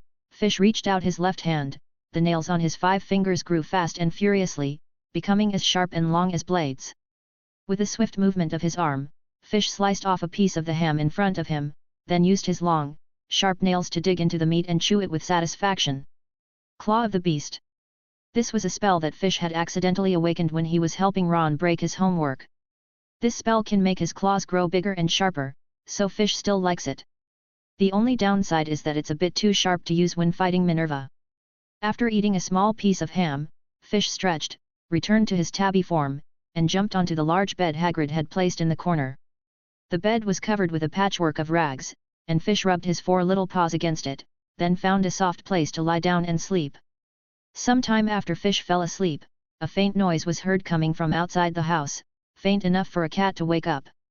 Fish flapped his ears, then looked in the direction of the sound and humanely lifted his paws and rubbed them twice around his eyes, equals phi omega, equals. After rubbing twice and realizing that something was wrong, Fish remembered that he was now a cat, so he simply sat down and began licking his fur and washing his face. As for the noise outside, he could already hear the big man's footsteps and fangs barking. Sure enough, it wasn't long before Hagrid pushed open the door and came in, and before he could find Fish on the bed, Fan pounced on him wagging his tail. "Woof! Meow!" Fish raised his paw and swatted back at the enthusiastic Fang, who didn't get angry at the blow, but stood up and rested his 2 front paws on the edge of the bed, wagging his tail vigorously. "Whoa! Fish? What are you doing here?" That's when Hagrid saw Fish's small figure, and he cheerfully walked over, sitting on the bed with his butt, causing Fish to bounce twice on the bed next to him. "I've come to play with you, meow." Knowing Hagrid didn't understand cats, Fish transformed into his human form and sat cross-legged on the bed, replying as he pulled a handful of snacks out of his magic bag and handed them to Hagrid. "I was hungry and ate your ham, so here's my compensation." "Ha ha ha ha ha ha ha ha ha ha." Hagrid laughed as he pushed Fish's snacks away, waving his hand. "No compensation needed. You can have what I have here, all you want, no problem." "Meow." Fish blinked, dutifully stowing the snacks in his hands in the bag, then jumped off the bed. "Then I'll show you something good." With that, he ran to the wooden table and opened the lid of the teapot before a small golden ball popped out of it, but before it could escape, it was grabbed by a quick Fish. "There, isn't that a Snitch?" asked Hagrid, dumbfounded, as he looked at the golden ball in Fish's hand, still flapping his wings. "Meow." Fish cocked his head. "I don't know, I picked it up." Well, he had found it in the box, and Fish was too good to lie. "Oh, so it's probably from some house team that accidentally let the Snitch escape during practice," Hagrid speculated without the slightest hesitation. He didn't ask Fish to return it, and it wouldn't be long before Mrs. Hooch came looking for it anyway. As Hagrid was thinking this, the wooden door of the hut burst open. "Hagrid, has a Snitch come into your house?" asked Mrs. Hooch as she pushed the door open. Then she saw Fish standing by the wooden table and hid his left hand behind his back and say, "Hello, Professor Shorthair. Fish hasn't picked up any Snitch." "Mrs. Hooch." "Hagrid." Fang, wow. Chapter 63, Quirrell, edited. God, not a single ball to play with. Leaving Hagrid's hut, Fish returned to Hogwarts Castle in a huff. The golden snitch was finally returned by Fish. It wasn't that Fish wanted to return it, it was that the snitch had suddenly died, not knowing what Mrs. Shorthair had done. A little ball that didn't fly no longer made sense to Fish, so he returned the snitch. Although Fish knew the snitch wasn't really dead, the problem was that he couldn't bring it back to life, so he reluctantly returned it. Humph, if you won't give it to me, don't give it to me, I'll just ask Minerva to buy me one, or I'll play with Scabbers, thought Fish. Fish wagged his tail and didn't give the matter too much thought. Anyway, he had so many toys that he didn't need this one. Now where to play? Fish wandered around the castle, wondering where he should go next. He wasn't too sleepy after his nap at Hagrid's, he wasn't hungry after eating ham, and he had spent a good while playing with the golden ball, so he didn't feel like exercising too much now. After walking for a while, Fish lay down in the middle of the hallway, staring at the candle flame waving on the wall, and began to be in a daze. Every now and then, a passing ghost would wave at him, and Fish would respond by wagging the tip of his tail. After lying in the middle of the hallway doing nothing for a while, Fish got up again and wandered around Hogwarts. The second and third floors smelled too bad, and he didn't want to go looking for the mean old man right now, so, as usual, he quickly skipped them, and without knowing exactly what he was doing, he unconsciously made his way to the kitchen door. Okay, let's get some food from Comey and go see Fluffy. With that in mind, Fish transformed back into his human form, reached out and scratched the pear in the paint twice, then the pear turned into a handle and pushed to enter the kitchen. Master Fish! You're here, Comey was the first to greet him, followed by the other house elves in the kitchen. Welcome back to the kitchen. Is there anything I can do for you? Bring the food. Fish! Fish first! The group of house elves shouted, filling the kitchen with 4 long tables in the blink of an eye. Please come and sit here. Master Fish! Comey gracefully polished the wooden stool closest to Fish. Fish muttered, well, I'll just stop by for something to eat, I'm not very hungry, fi. I'm not very hungry. Fish twitched his nose and, after some deliberation, decided to respond to Comey's enthusiasm. As he sat down, he pulled out the magic bag the mean old man had given him and said, fill this bag for me. Meow, by the way, just meat. You're going to take food to Fluffy, aren't you? Master Fish is very kind. After all, this is not the first time, the elves here naturally know who Fish is going to feed the food, but this does not stop them from praising Fish. The food on the table was quickly shoved into Fish's magic bag, revealing the Weasley twins who were sitting across from Fish. Fish greeted the twins in front of him as he munched on his food. Meow. It's number 2 and number 3. How are you guys? Fi. Good evening, Fish. Fred replied weakly, and then continued to stare at the empty plate in front of him with George, with a look of despair on his face. They hadn't even finished eating, and they had taken it all away. The difference in treatment was all too apparent. The twins sighed in unison. They had come to the kitchen to treat themselves because they were so tired from tonight's training, but they hadn't eaten more than 2 bites when Fish came in and there was no more food for them. Oh, sorry, both Mr. Weasleys. It was only then that the house elves discovered that they had accidentally put the twins' food in Fish's magical bag, apologized and began to chastise themselves as they went back to serving the twins' food. Meow. Turns out Comey isn't the only one who likes to bang his head against the wall. Your hobbies are really strange, meow. Fish cocked his head to the side, completely baffled by the house elves' behavior. Although the cats occasionally struggled with their hind legs and tails, they didn't do it with as much force as the elves. Blood was being spilled. Fish, who had always thought that was the same as cats fighting with their hind legs, didn't stop them, but watched curiously. Luckily, George and Fred were able to stop the self-harming house elves in time, but they had lost their appetites after all the commotion, and after a few quick bites to comfort the elves, the twins left the kitchen a little embarrassed. Well, I should be going too, meow. Fish wasn't very hungry, so after 2 grilled fish, a sausage and a plate of shrimp, he got up and left. Come back when you have time. We'll have all kinds of delicious food for you. If you need anything, just call our name. With the elves' warm farewell, Fish left the kitchen, turned back into a cat, and ran up to the 4th floor. Meow. Upon reaching the 4th floor, Fish shrugged his little nose. He seemed to smell the stinky guy's scent, and the scent seemed to be directed at Fluffy. Even though he hated the stinky guy's smell, Fish planned to take the food to Fluffy as planned, and ran down the hallway to the right of the 4th floor, resisting the unpleasant smell in the air. But to make himself feel better, Fish opted to adopt human form. At least his sense of smell would be less acute and he could stick his hand out to hold his nose. Reaching the end of the hallway, Fish found no trace of the stinky guy. Strange, I clearly smelled the stinky guy's scent, meow. Fish removed his palm from his face and frowned as he sniffed around him, noticing that the smell, which had been strong a moment ago, was dissipating quickly. Is it gone already, meow? Fish cocked his head to the side. It would be better if the stinky guy wasn't there, so he wouldn't have to hold his nose. Putting the matter aside, Fish ran for the wooden door. Hiding, Quirrell sighed in relief as he used a magic spell to mask his scent in time. He had gone out to look for clues about the stone, avoiding everyone, but when he was surprised by Fish, he realized that his scent was a huge vulnerability, but he had found it just in time so as not to interfere with the Dark Lord's plans. Relieved, Quirrell looked curiously at Fish. He had tried several times to open the rough-looking wooden door without making too much noise. Voldemort, who was glued to the back of his head, was on his deathbed and had no power to deal with the door. Now looking at Fish, a natural animagus who is more famous than Harry Potter at Hogwarts, he seems to have a way to open this wooden door that is difficult for him and the Dark Lord? And strength bulls brute strength savage power. At Quirrell's suspicious look, instead of pulling out his wand, Fish silently applied the 3 buffs to himself and then grabbed both sides of the wooden door with both hands. Meow. Just like the previous times, Fish easily ripped off the entire door. With ease, Fish pushed the door aside and walked into the room, shouting, "Fluffy! I've come to see you, meow." Professor Quirrell, who had tried so hard to open the wooden door, and Voldemort, who also couldn't do anything at that point. Chapter 64, Fish is Right, edited.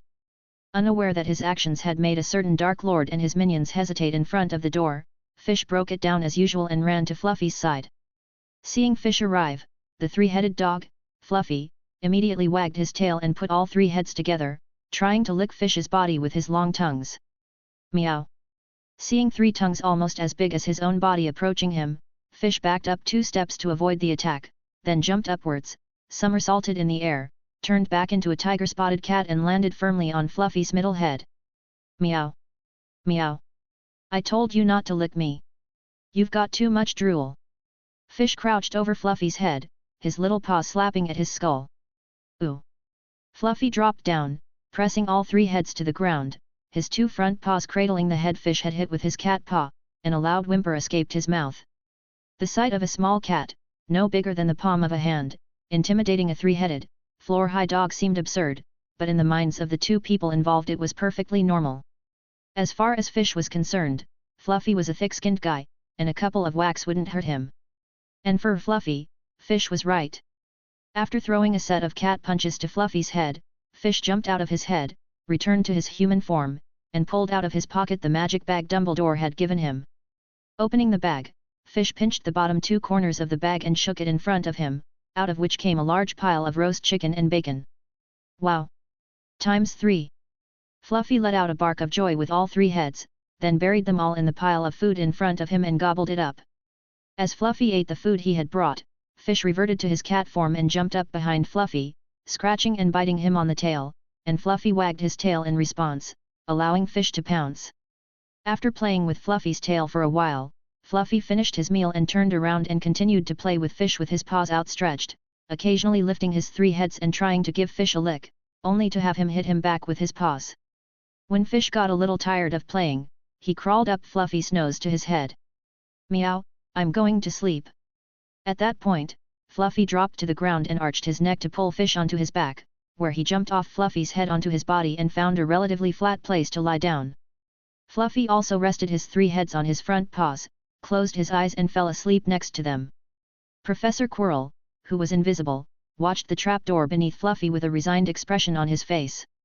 As soon as he saw Fluffy, Quirrell knew that he would probably not be able to find the location of the stone successfully. The 3-headed dog's fur was no weaker than the fire dragon's scales in terms of resistance against magic spells, and if his master was still in his prime, he could easily deal with Fluffy, but now that Voldemort could only survive by leaning on him, there was no way Quirrell could deal with the 3-headed dog on his own. Go back and try to regain some of my strength. Voldemort's faint voice reached Quirrell's mind, and he knew that today was not the day to do anything, and that it was not a good time for Quirrell to reveal his identity, as it was still unknown whether or not the stone was under the trapdoor beneath the three-headed dog. Yes, Master. At Voldemort's command, Quirrell's body shuddered slightly and retreated silently to the outside. Before leaving, Quirrell took one more look at the trapdoor under Fluffy, and the kitten lying asleep on it. Maybe I could find a way to use Fish McGonagall, Quirrell thought to himself. Feeling a shiver in his sleep, Fish got up from Fluffy's back, looked around cautiously, and found nothing around his, cocked his head in confusion and lay back down. Whoa! What's the matter? When the three-headed dog guarded, even though it was sleeping, one of its heads was still awake, and when it noticed Fish's unusual behavior, the awake head asked in a low voice. Meow, nothing. It had happened to him before, when he wandered, he occasionally got a shivering sensation when some human tried to catch him. When Scarhead and the others had tried to rub him, Fish had also felt it slightly. According to the knowledge that had somehow appeared in his mind, it was a spell called Beast Intuition, which allowed him to detect the malice of others at certain times, although the chances of it activating were not too high. Fish didn't even remember when he had awakened it, as if he could have done it from the beginning. Although Beast Intuition sensed malicious intent from him, he didn't mind too much, because the spell didn't tell him exactly who his enemies were, and because it didn't work once every so often, and even if it did, it wouldn't do him much good.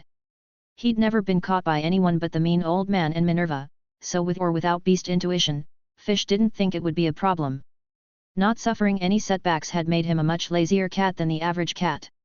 So the lazy Fish adjusted his position and went back to sleep. After sleeping on top of Fluffy until he woke up, Fish wiggled his ears and slowly got up. Frowning and stretching, Fish sat up and scratched himself with his hind legs, Omega. After scratching, came the fur licks. Thanks to Professor McGonagall's tutelage, Fish had long since given up the habit of licking his sensitive parts, but he was still in the habit of licking his fur and paws. After the usual routine, Fish jumped out of Fluffy. Meow. Woof. ×3. After the cat and dog said goodbye to each other, Fish went to the door, transformed back into his human form, and replaced the door of the door he had ripped off. Repair. Phi Omega Phi, star. By now, Fish was learning to fix things himself, mostly in less conventional and less reliable ways, but occasionally in more normal ways. After fixing the door, Fish sensed the time and realized it was getting late. So. Comey! Shouted Fish. I'm here, Master Fish. Are you going back to your room? Comey appeared at Fish's side quickly. Drop me off in the common room, meow, your chattering will disturb Scarhead and the others. Fish nodded, then remembered what he had read in the storybook yesterday and gave specific instructions. Master Fish. Professor McGonagall would be very pleased if she knew, Comey said. But to Fish's surprise, his casual remark brought tears to Comey's eyes. Meow. What's wrong with house elves? And what does this have to do with Minerva? Fish watched in confusion as Comey blew his nose with a crumpled rag, having no idea why he was crying. Chapter 65, When Has Mom Ever Lied to You? Edited. Minerva. Early the next morning, instead of reporting to the great dining hall, Fish snuck into Professor McGonagall's office and jumped on her acting like a spoiled child. No. Professor McGonagall patted Fish's head and refused without waiting for him to say anything. Meow. I haven't said anything yet. Fish raised his head and protested defiantly. Reaching out to pinch Fish's cheeks, Professor McGonagall cheerfully explained, Miss Hooch already told me that you stole the snitch from Wood and the others, didn't you? No, I didn't, meow. Fish looked away sheepishly, and the next moment he was confident again. I found it. And I gave it back. Really? Then Fish is a good boy. Professor McGonagall didn't burst Fish's bubble, but humoured her words and scratched his chin. Ha ha ha. Fish narrowed his eyes in amusement and rubbed his head against Professor McGonagall's hand.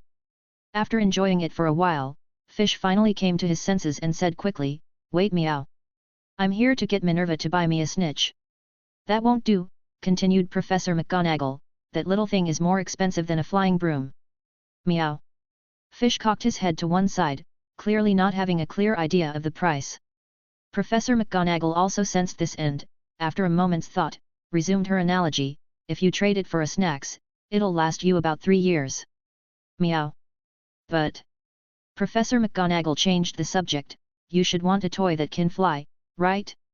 It doesn't have to be the Snitch. Fish nodded his little head vigorously. That's easy then, asked Professor McGonagall, smiling as she stroked Fish's head. Have you forgotten, Fish, what lessons I teach? Meow.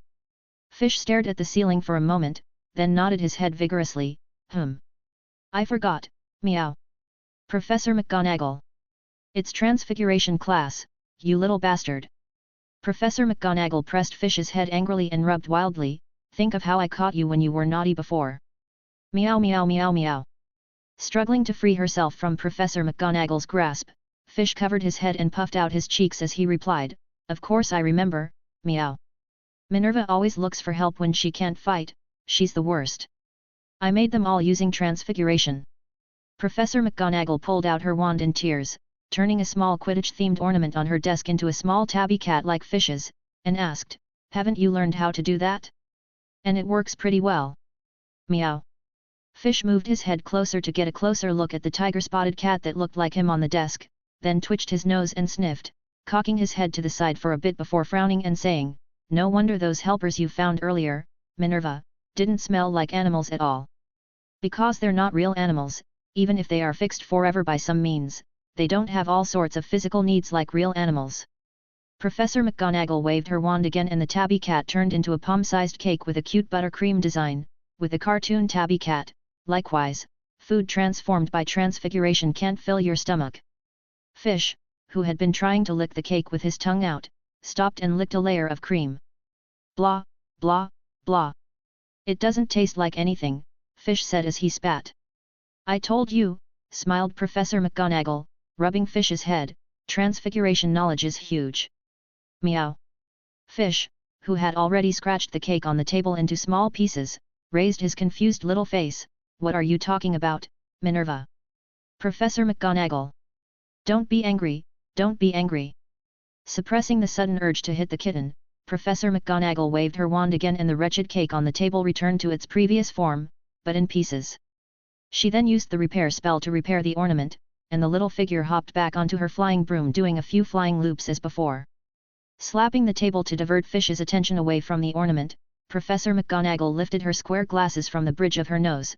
Back to the previous topic. What topic? Asked Fish. Transfiguration. Shut up and listen to me, said Professor McGonagall. Okay. Says Fish. Well. What did I just say? Ah, yes, Transfiguration. Professor McGonagall, who was a bit confused by Fish's distraction, rubbed her forehead, sorted her thoughts and spoke again. If you master Transfiguration, then, whether it's the golden snitch or anything else, you can do it yourself. Professor McGonagall waved her wand again and again, demonstrating to Fish. Under her control, the poor ornament turned into a golden snitch, into a mouse, into a flying broom, and finally back into an ornament and back to the table. Oh! Fish looked at the changing ornament with a twinkle in his eye and grabbed Professor McGonagall's sleeve excitedly. I want to learn meow. Minerva. I want to learn this. Transfiguration, of course, can't make a golden snitch or a broomstick, or the makers of those things would have been ruined. Ordinary Transfiguration cannot conjure magical creatures or magical objects, but a Transfiguration master like Professor McGonagall has no problem conjuring a shape. Together with the help of magic spells like the levitating spell, it was easy to trick Fish. The most important thing now was to take this opportunity to guide Fish towards learning. Then you'll have to pay attention in class, and you'll have to do your homework, said Professor McGonagall, patting Fish on the head. You know, Transfiguration is an important subject. Meow. Fish immediately looked embarrassed, but nodded firmly at the idea of being able to make fun toys at will, and to make a bunch of fake animals to help him fight, just like Minerva. I'll do my best, meow, said Fish. Professor McGonagall had guessed that Fish's patience wouldn't last more than a few days, and that after a few tries the little smartapants would probably realize he'd been tricked, but for now she'd take a few days and then think of another way to trick him. As for later, when Fish comes to his senses, the important thing is for her to turn into a bird or a mouse or something, or let Fish play with a flying broom for a limited time. The main reason Professor McGonagall hadn't taught Fish Transfiguration to create small animals was to get rid of her hunting habits when she was a feral cat, but now that Fish had made friends with the owls and they were still alive and kicking, along with Ron's pet mouse and Neville's pet toad in his dormitory, Professor McGonagall wasn't too worried about it. Professor McGonagall began to make the best of the situation. It's not just my class, you'll need to study for the other classes as well, you'll need other magical aids for advanced transfiguration. Fish shot a questioning look at Professor McGonagall and said, "You're not lying to me." "Of course not, when has Mum ever lied to you?" said Professor McGonagall. "When you tricked me into learning words, when you tricked me into dressing up, when you tricked me into using a fork." Fish started counting on his fingers. Cough, cough. "How can that be considered tricking you?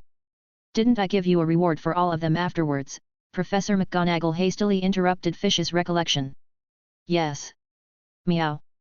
Fish hesitated, but nodded, though he sensed something was wrong. But then Professor McGonagall interrupted once more, stroking Fish's little head and saying with a smile, "So you see, Mummy has never lied to little Fish." Chapter 66, Don't Guess What's Going On in a Cat's Mind, edited. In the days that followed, teachers and students at Hogwarts were surprised to discover that Fish had begun to pay attention to his classes. Not only did he pay attention in class, but he didn't miss homework afterwards either. Although the writing was cat-like, and the content was all over the place, the fact that Fish was able to sit down and write his homework was rare. What surprised everyone even more was that, instead of hanging around after school, Fish went to the library and looked at transfiguration-related books. But often, after reading a few pages, Fish would fall asleep on his desk. The change in Fish's behavior, in addition to surprising everyone, caused the library to become crowded, which increased Mrs. Pance's workload and further hardened her already grumpy temper. Of course, as always, Fish, the culprit, continued to receive preferential treatment, and when he slept in the library, Mrs. Pance's voice softened to almost a whisper when she called out, "It must be something Professor McGonagall has done. Her Fish education is starting to pay off." Hermione swore to her study group mates. She had been a great admirer of Professor McGonagall from the beginning and wanted to be a witch like her. However, some of the young witches believed that she was actually trying to be a mother. Regardless of Hermione's true intentions, the group agreed with her that Fish spent most of her free time flipping through books on Transfiguration or pestering Professor McGonagall with questions. Percy had come over to listen, and came back to say that the two animagi were talking about Transfiguration, at least at the TIMO level. This information, which was only a surprise to the others, made Hermione, the little witch, nervous for no reason, and silently added another hour to the time spent in the library. Unfortunately, she couldn't keep to the scheduled time because the library was so crowded these days, and while she could borrow books to read in her dormitory, it was still a bit uncomfortable compared to the library. Besides, there was no Fish in the dorm. It was the best thing that could happen to Hermione to have Fish around while she studied. No matter how much Hermione and the other students tried to squeeze into the library, no matter how much work they added to Mrs. Pants, it didn't matter to Fish. What mattered was that he had reached a bottleneck in his transfiguration. Transfiguration, the spell that turns a living being into a dead one, and a dead one into a living one, were two entirely different concepts. Now Fish could easily turn an owl into a stake, but he could not turn a stake into a living owl, which would look like a corpse or a wooden sculpture. The same goes for the Snitch and the flying broom, which are not living things, but are something even more extraordinary. Fish could turn anything into a Snitch, but the Snitch's wings would not move, let alone fly. Turning living things into dead things, and living things into living things, didn't take Fish, who had spent most of his learning time on the bottleneck of how to turn dead things into living things, very long. However, whether he asked Minerva or searched the library himself, the answers he got were that he didn't understand Transfiguration well enough, that he wasn't skilled enough to cast the spell, that he wasn't strong enough to cast it, etc. And he was furious.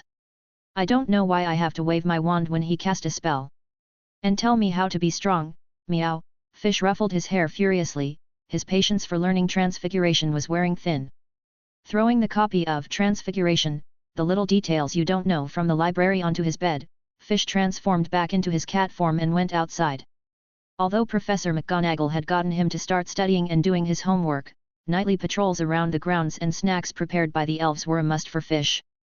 As for the school curfew, it was practically impossible for Fish, and not even Harry and the others in his dorm had bothered to stop him. Not only did they not bother to stop him, they even used it to their advantage as they got to know him better. "Fish, if you're back before 12, please bring me something to eat." Seamus Finnegan's voice rang out behind him, followed by Ron's, and me. Fish meowed in agreement without looking back. Leaving the Gryffindor dormitory, Fish wandered aimlessly around the castle, but as he did so, he suddenly stopped and stood still, even though his paws were still raised in the air. At the same time, the triangular ears on Fish's little head swiveled back and forth a couple of times, and one of them pointed toward the corner. "What's with your transfiguration?" Suddenly much better. A voice Fish didn't remember sounded from around the corner. "I'll whisper it to you, don't tell anyone," another voice, also unknown to Fish, replied. "I've found a magic room where my transfiguration has improved." "What room? Where is it?" asked the first voice. "I suspect it's the mysterious room at Hogwarts, some call it the Room of Requirement," the second voice explained in detail to the first how to enter the Room of Requirement, and then there was the sound of footsteps walking away. "Meow." Fish cocked his head, interested in what the two men were saying about the Room of Requirement, but what puzzled him was, why couldn't he smell the two men and why could he only hear the footsteps of one of them? Curious, Fish slipped around the corner and poked his head out to take a look. Phi Omega Phi equals. However, the corridor on the other side was empty, not a single person could be seen. Strange. Puzzled, Fish raised his hind legs and scratched his chin, then quickly stopped thinking about it and went for a walk. Tail up, Fish made a decision and walked in a random direction with small steps. It was only natural, learning transfiguration was not as important as eating and drinking. Professor Quirrell, who was hidden with the invisibility spell, looked in the direction Fish was heading and was slightly surprised. That was not the way to the Room of Requirement. Of course, he had created the conversation, but after searching in vain for a way through the trapdoor, Quirrell had turned his attention to Fish. His plan was to lure Fish into the Room of Requirement and then use the Imperius Curse to manipulate him into going through the trapdoor, which was guarded by the three-headed dog. The main reason he did not use the Imperius Curse on Fish was because there were so many portraits and ghosts at Hogwarts, and because when one was under the control of the Imperius Curse, his behavior becomes rigid, and Fish is usually a bit animated, so if he is not careful, he could be discovered, so he has to find a place to out of the gaze of the portraits and ghosts in the castle to manipulate Fish so that he will not be discovered. This is one of the reasons Quirrell did not use the Imperius Curse to find the Philosopher's Stone. The main reason is, Quirrell is not very good with the Imperius Curse. After all, he was a white wizard before Voldemort brainwashed him, so it is natural that he has little experience with the Imperius Curse. Voldemort, who was good at it, was dying, and it was difficult to control the other teachers with the Imperius Curse, so they had to go after students like Fish. In his weakened state, Voldemort had to be careful, and he couldn't do anything until he had the exact information about the Philosopher's Stone, and to make sure he would get the stone, he told Quirrell how to get into the Room of Requirement. And then there was Quirrell's plan to pretend to talk to someone else and lure Fish into the Room of Requirement. Unfortunately, the plan seems to have backfired so far. Seeing that Fish did not head straight for the Room of Requirement, Quirrell hesitated and did not try to lure him back, but followed him silently. Since it was the weekend, Fish had already done much of his work for the day, such as visiting Fluffy, so after wandering around for a while and feeling a bit bored, Fish turned around and headed for the 7th floor. Quirrell, who had followed him silently, was relieved and ran to Room of Requirement and to ambush him. Following the information in his head, Fish came to a tapestry showing a person trying to teach trolls to dance ballet, but he was in no hurry to enter. Of course, Fish didn't know that Quirrell was ambushing him, but he was primarily interested in the tapestry in front of him. Crouching in front of the tapestry, he watched as Barnabas the nutcase attempted to teach the trolls ballet dancing, before Fish slowly got up and paced back and forth 3 times in front of the tapestry, just as he had been told to do. After walking 3 times, a smooth door appeared in the wall, and Fish, in his human form, pushed it open and entered with a wide grin. Upon entering the room, Fish saw several flying brooms and snitch boxes stacked in the corner. Meow, ha ha ha. I'm sure that helped me. Fish folded his arms and laughed. Ignoring the flying brooms, Fish reached over, pulled a snitch out of a box and pocketed it, and after a moment's hesitation, picked up another. Although Fish had been told that the room he had entered was supposed to be a room for practicing transfiguration, the kitten thought, why bother learning transfiguration when you can get the toy? So he changed the request to the room where you can get the golden snitch. Fish is smart.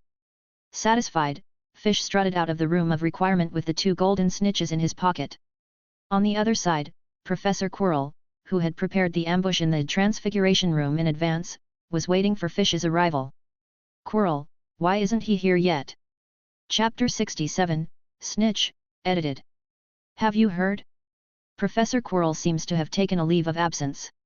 It's only been a month since classes started. Could the curse of the defense against the dark arts professor's position be getting stronger on its own? Professor Quirrell just had to leave, it's not like he quit. Whatever the reason, at least we won't have to smell that awful smell this morning. I just know who the substitute professor is. My guess is Professor Snape, who, as we all know, has had his eye on the position for a long time. Oh no. Then I'd rather be in Professor Quirrell's class. As the new week began, Harry entered the great dining hall for lunch and overheard some of the students about the defense against the dark arts class. Before he could ask, Fish, who was eating next to him, brightened up. That's great, meow. The stinky guy's gone. Don't be so happy, Fred grinned. If I remember correctly, your first-year defense against the dark arts class is on Wednesday, so maybe Professor Quirrell will be back by then. Meow. How can that be? Fish's spirits sank. The little witches around him immediately looked at Fred, including Angelina.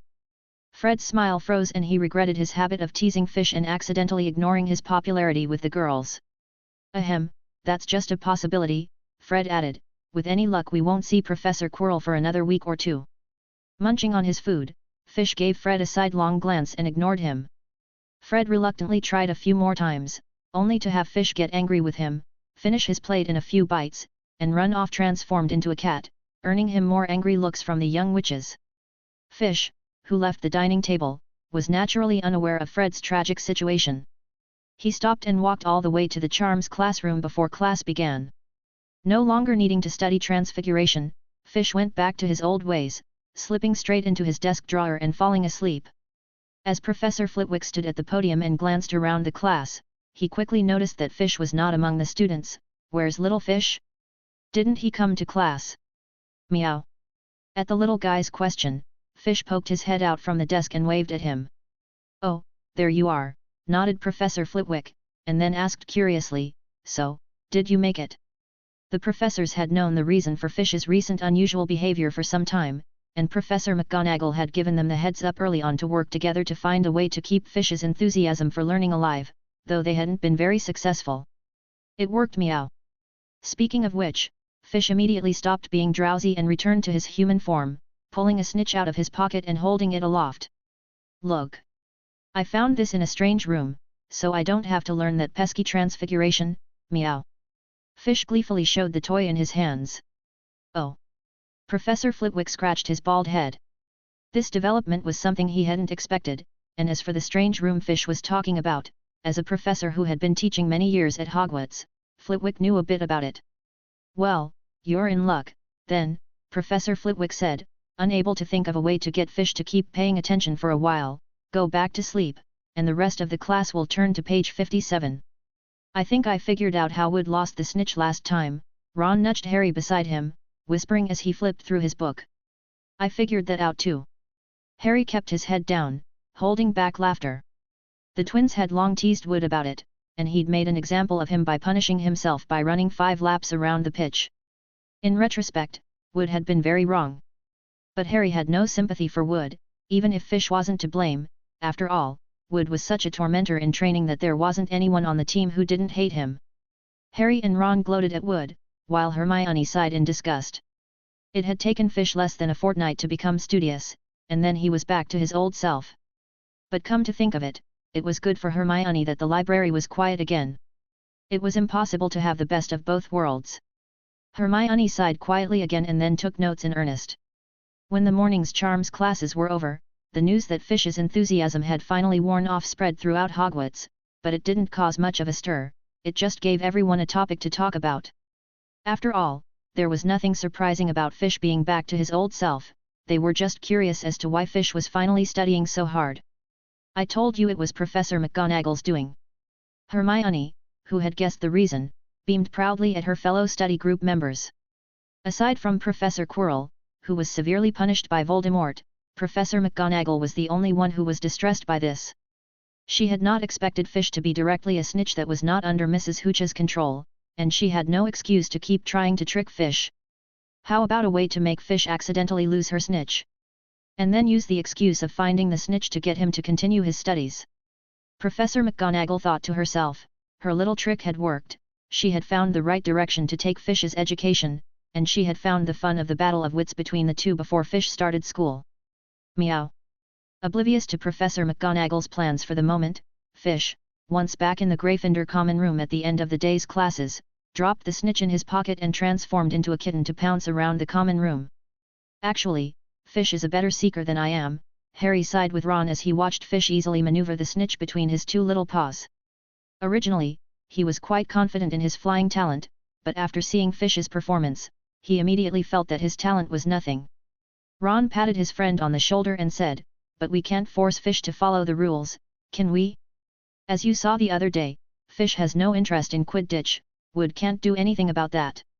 Besides, a Quidditch match doesn't allow players to become cats," Seamus added. "Seamus is right, you are the perfect seeker for our team, A&D. George reached over and grabbed Ron by the shoulders. "Don't you dare let Wood hear that, my dear brother, no for." Although he said he wouldn't let Wood hear it, George deliberately raised his voice, as he looked aside at the crowd. After all, Fish is so smart, it's only natural that Wood couldn't fool him. Harry followed his gaze and saw Oliver Wood looking at Fish, who was pouncing on the ball with red eyes and a resigned look on his face. At George's deliberately amplified sneer, Wood stared wide-eyed, panting heavily through his nostrils like a raging bull. "Why are you standing around? Come train with me on the field." Wood reached over, grabbing George with one hand and Ron with the other, and dragged them outside. Wait, Wood. Isn't it a bit early for that?" George, who had the same problem as Fred, instantly regretted it, as he had learned from Fred in the morning, and foolishly made the same comment. "I don't think the team is competent enough. That's why we have an early practice today, Angelina. Come with us too." Wood was unfazed and called out to the rest of the team watching him. Wood was the team captain anyway, and Angelina and the others, albeit reluctantly, went along with him, but they didn't look kindly on George, the one who had started it all. Meow. Fish, startled by Wood's roar, looked at the startled humans and wagged his tail gently. Inexplicable, meow. With his head cocked to the side, not understanding what they were shouting, Fish turned his attention back to the snitch and continued to pounce at the young witch's burning gazes. Meow. Chapter 68, Kitty's Thoughts Are Always Complicated, edited. As night fell, Fish, tired of pouncing on the snitch in the common room, put away his newest toy and climbed out of the hole in the wall to begin his routine patrol of the territory. The last few days had been a happy one for Fish, not having to read all those magical books that made his head spin, not having to smell the stinky guy he couldn't avoid, and having an endless supply of flying toys to play with. Not to mention a steady supply of delicious food and a variety of good friends to play with.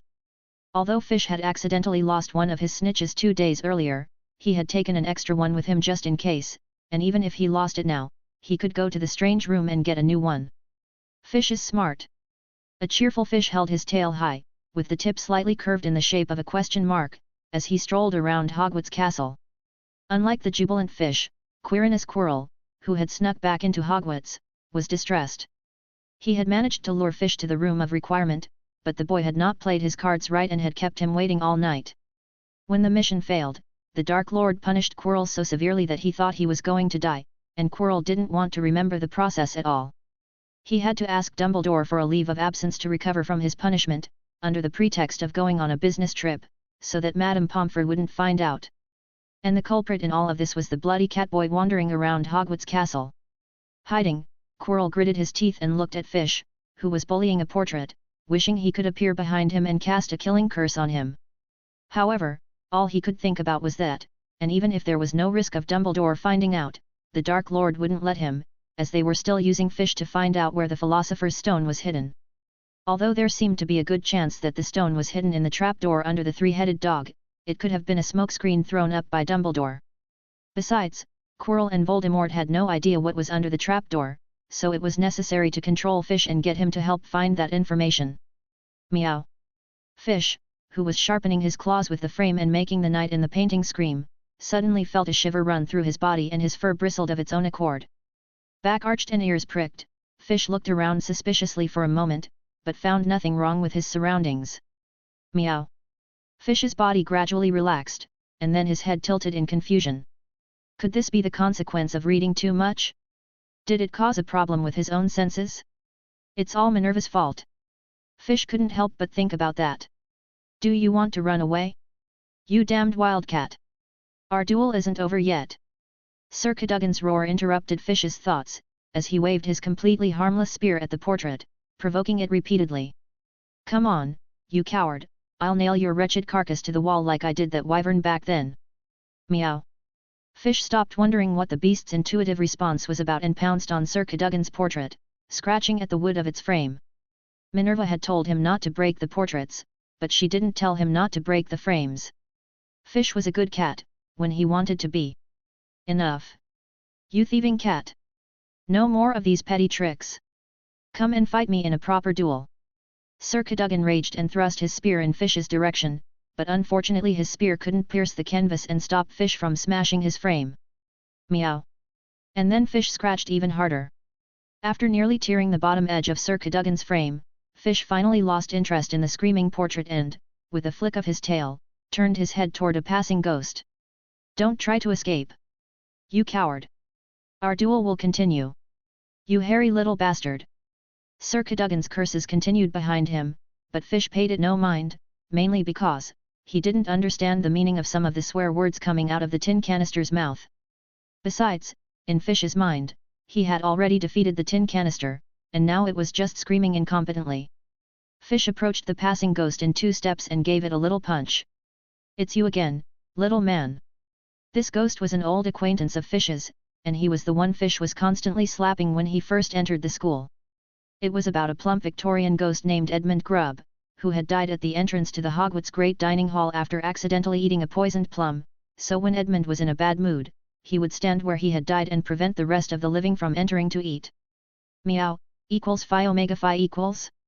Fish ignored Edmund's warning look and once again poked his paws out and gave it a couple of swats. Even though he couldn't touch the silvery white humans, the cold feeling was really fun. Stop it, you naughty little thing! Edmund had to fly into the air to avoid Fish's small blows, and growled in disgust, Hogwarts is getting really bad at handling its students. No student would have dared to act so boldly back then. With that, Edmund continued to soar, flying through the ceiling to the next floor, knowing that, if he didn't run, that pesky animagus student would climb the walls and continue to beat him. By then, Fish was already high up on the wall using the spider step. Seeing Edmund go through the ceiling, Fish had no intention of climbing the stairs to find him, so he continued to use his spider step spell, calmly walking up the wall, stepping on a dozen portraits on the wall with his 4 little paws, which caused the figures in the portraits to scold him. But he was not afraid of the noisy tin portrait, let alone these unarmed portraits.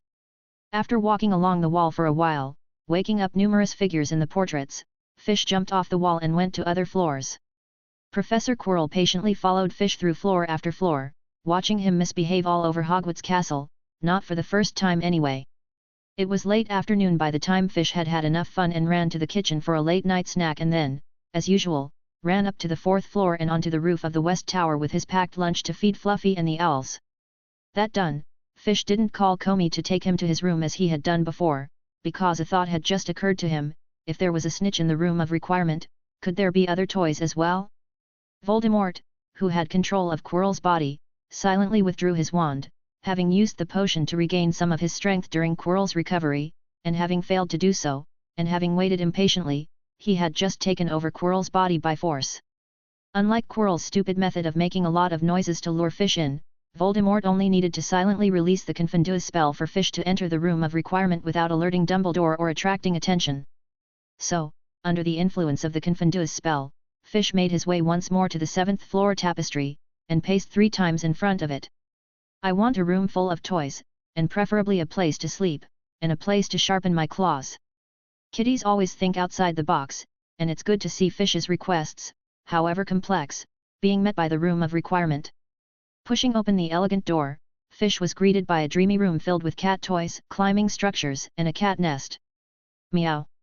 Excited, Fish jumped onto the pile of toys in front of him, not realizing that the door behind him had closed on its own and a figure covered in a black robe had emerged. Imperius. Chapter 69, Successful and Unsuccessful, edited. Fish was startled by the sudden sound behind him, as he had not heard any sound or smelled anything before. Meow. Startled, Fish arched his back and stared at the strange human that had suddenly appeared. With a few flicks of his little pink nose, Fish still didn't smell anything from his opponent. It was a bit like the fake cats Minerva had created. Fish's eyes immediately sharpened. Could it be that Minerva was trying to confine him again? Meow. Fish lowered his ears and his fur puffed up. The pose didn't last long, however, as Fish gradually felt his body become a little lighter, a vague sense of joy filled his little head, and the strange enemy in front of him, and all the interesting toys around him, suddenly became less important.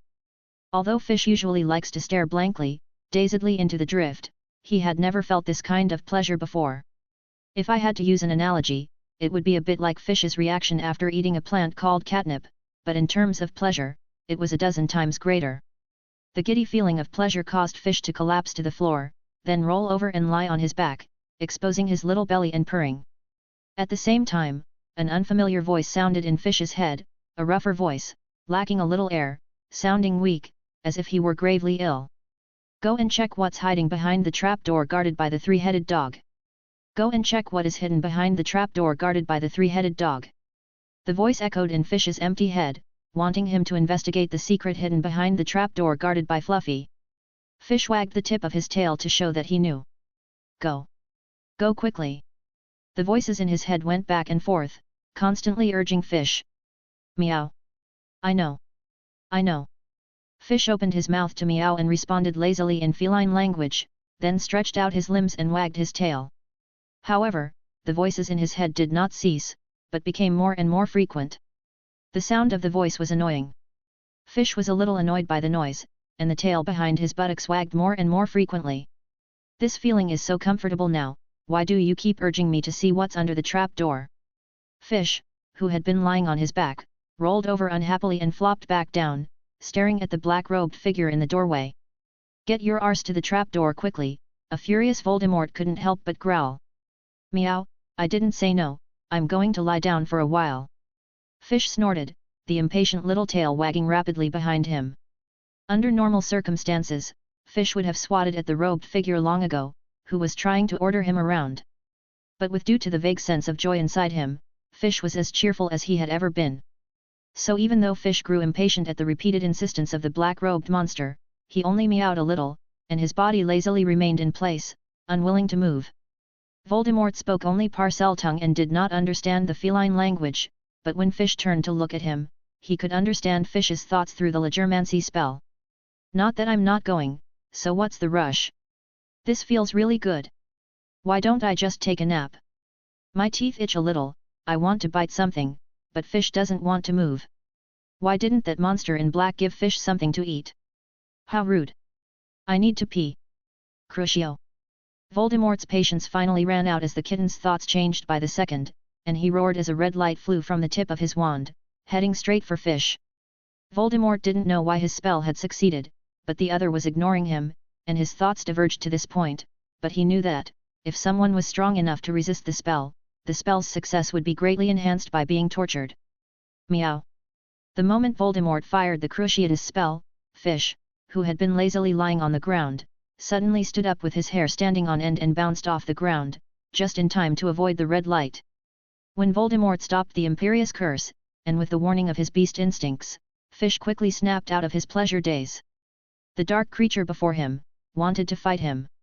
Fish quickly understood the situation he was in, as he landed smoothly and quickly increased in size. Half a meter long, the tiger-spotted cat had shaggy fur, tail dangling, ears perked, back arched, and teeth bared at Voldemort. Ha! As the second Dark Lord, Voldemort was furious that he had failed to take down a new Hogwarts student after using 2 unforgivable curses.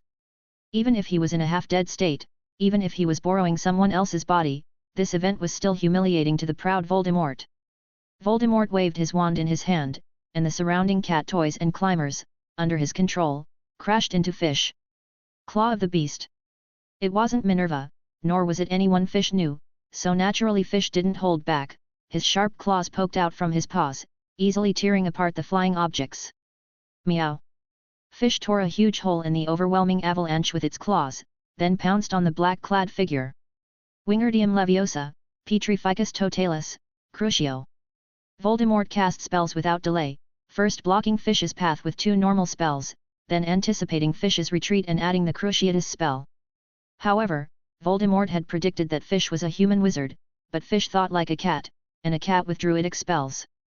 Fish shrank into the air, easily dodging all 3 spells, and then grew back, leaping in front of Voldemort as he was surprised, and attacking his claws. Protego. Although Voldemort was greatly weakened, but his battle experience was still there, and he added a Protego spell just in time. Protego was a spell Fish knew, but it was the first time he had ever touched it, and his claws felt like they were clawing at iron. Realizing that he had failed to do any damage to the black-robed man, Fish immediately retracted his claws and moved in behind him. Both his hunter's instinct and his experience with Minerva had taught him to stay away from wizards when fighting them. But Voldemort was no slouch, and turned quickly to keep Fish in his sight. Although his face was stuck to the back of Quirrell's head, Quirrell not only had a scarf around the back of his head, but he was also wearing a large hood, and since Voldemort was now in control of Quirrell's body, his line of sight was the same as Quirrell's. Sectum Sempra. Voldemort waved his wand, firing several sharp, invisible spells at Fish. Though Fish's claws hadn't hurt him, it made Voldemort furious and his spells grew fiercer. As long as he didn't kill the natural-born animagus, even if he was injured, he could still help him find out where the Philosopher's Stone was.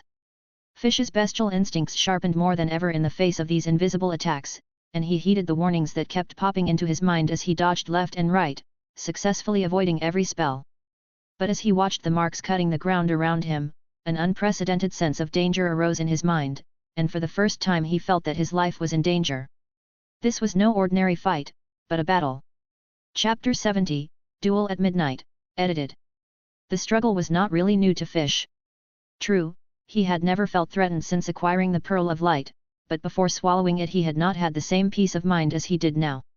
At a very young age, Fish lost his mother's shelter, for reasons he couldn't remember. What he does remember is rummaging through dumpsters for food discarded by humans, being stolen by other cats bigger than him, spending night after night hungry, fighting for a small piece of territory, bruising his own and licking his wounds in the damp, cold sewers when he lost. Even after swallowing the little ball of light, Fish has had his fair share of battles, and when hunting, his prey are not immune to animal affinity, and when he encountered some powerful foes, Fish would get hurt. So fight or something, it's not like he hasn't experienced it. The kitten's eyes gradually became fierce, and its entire aura was different from before, it was the aura of a predator. Meow. Fish let out a harsh howl and charged at the black-robed monster like an arrow shot from a bow, taking the initiative. Again, its sharp claws struck the Protego enchantment, but this time, instead of retreating, Fish continued to brandish its claws, repeatedly striking the black-robed monster's Protego enchantment. And Strength Bull's brute strength wild power claw of the beast. With several druidic spells, though Fish was unable to break through Voldemort's Protego enchantment, but the sheer force of his claws caused Voldemort to involuntarily pull back again and again. Protego. Dissipulse. The frightened Voldemort reinforced the crumbling Protego spell, and at the same time cast a repel spell at Fish, as he himself recoiled, trying to get out of Fish's reach. As soon as Voldemort pointed his wand at him, Fish dodged to the side to avoid the incoming spell, and Voldemort took this opportunity to narrow the gap between him and Fish. But before Voldemort could cast any more spells to suppress Fish, he saw the large tiger-spotted cat speed up and pounce on him again. Stride freedom of movement fast run. With his wild nature in full swing, Fish didn't even need to think, and instinctively cast the most appropriate spell. Another series of claw swipes interrupted the spell Voldemort was about to cast. Each time Voldemort finally cast a spell, Fish used his speed and dexterity to easily avoid the different colored lights, and then quickly closed in, clawing and attacking the black-robed man hard, occasionally opening his mouth and trying to bite his throat. Although it could not cause Voldemort any harm, it caused him to stagger and stumble. The Dark Lord's mind filled with frustration. If he had so little power left and his body was so useless, how could he not be able to defeat a slightly more special animagus? If he had been in perfect condition, he wouldn't have needed to recite a few simple spells, nor would he have had to wield his wand. A single silent spell would bring the animagus in front of him to his death. Or, as Professor McGonagall had done at the opening dinner, it would have been easy to overwhelm Fish with numbers. Now, however, Due to his own state and Quirrell's abilities, he was finding it very difficult to deal with a first-year wizard. Voldemort felt a deep hatred, and his desire to resurrect as soon as possible reached its peak at this moment. Soft Stone Spell. Fish, who had the upper hand, was unreasonable and activated the Soft Stone spell to muddy the ground. Voldemort did not expect the new animagus in front of him to actually master the ability to cast spells without a wand. Unprepared, his feet sank to the ground. Voldemort did not expect to see this new animagus student with the ability to cast spells without a wand, and his feet sank to the ground. Damn it! Voldemort gritted his teeth and immediately made his decision, first reinforcing the Protego spell on his body, then resisting Fish's attack and aiming his wand at the ground. Bombarda! An orange glow that seemed to burn shot out from the tip of Voldemort's wand, heading straight for the ground between him and Fish. Boom! The ground beneath them exploded, sending both Fish and Voldemort flying through the air in a violent explosion. Meow! Fish shouted as he landed heavily on a cat's wing, which had shattered beneath him. Although he was protected by his tree skin and his bear's toughness, the powerful spell had managed to wound him. Although the superficial wounds looked bloody, they weren't really serious, but Fish's internal organs were shaken by the blast and 2 or 3 bones were broken. On the other hand, Voldemort himself wasn't much better. His Protego enchantment was already crumbling from Fish's attack, and he had cast several spells before and after, which had taken its toll on his already battered state, and after the explosion, he would be bedridden for a few days at least. Good thing this body wasn't his, he'd leave the rest of his suffering to Quirrell, the loser. Cough, you bloody animagus, you bloody cat! Voldemort swallowed the blood rushing up his throat, and struggled up from the floor, his grim gaze directed at Fish in the distance. With the exception of the time he had inexplicably failed in his attempt to assassinate the Potter family, Voldemort had never been in such a predicament, not even against his most feared enemy, Dumbledore. Under Voldemort's evil gaze, Fish rose from a pile of broken wood and glared back at him fiercely. Cat resistance is very strong, so even though he was badly wounded, Fish was able to act as if he was fine. Ha! Ignoring the pain in his body, Fish arched his body again and roared at Voldemort. He didn't know how the black creature was, as he was completely shrouded in a black robe, showing only a pair of eyes that occasionally glowed red, and he hadn't been able to smell a single scent of him since he appeared, as if he were a stone. Fish didn't notice that his body seemed to have expanded slightly, and that his bones and muscles had changed slightly. Voldemort squinted, felt the pain in all parts of Quirrell's body, and felt Quirrell's wails in his mind, and silently opted to withdraw. He didn't care about Quirrell's body, of course, but he didn't care about his men, and he had already made up his mind that when he had the Philosopher's Stone in his hands, he would simply discard Quirrell as a pawn. Voldemort's reason for retreating was simple: his condition no longer allowed him to cast spells. While it was humiliating for the Dark Lord to be forced to retreat for a first year, Voldemort valued his life more than his dignity, and having been defeated by an infant in his prime, he was now a parasite in someone else's body, so losing to Fish was not a hard thing for Voldemort to accept. Fish stared at the black-clad figure, watching as he slowly backed up to the door, opening it with his hand and exiting the room of requirement, before his nerves relaxed. Turning his head and looking around, Fish slowly approached a cushion, shrank back and stuck out his tongue to lick his wounds silently. The smell of blood tingled his sense of smell and gave him a slight shudder.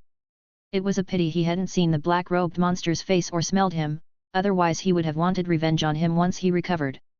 Feeling the pain in his body, Fish went back to licking his wound.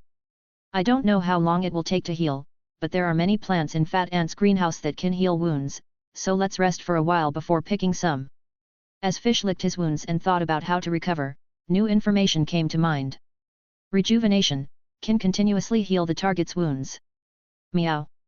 Fish flapped his ears and, without hesitation, unleashed the rejuvenation spell on himself. A green glow surrounded Fish's body, and his wounds healed at a rate that was visible to the naked eye, and the wounds continued to heal. In a short time, Fish had fully recovered. Recovered, meow. Chapter 71, What Have I Suffered So Much For? Edited. Just as Fish was using his newly awakened rejuvenation spell to fully heal himself, a very exhausted Voldemort opted to relinquish control of his body to Quirrell, and then fell into a deep sleep. Quirrell fled Hogwarts with his bruised body.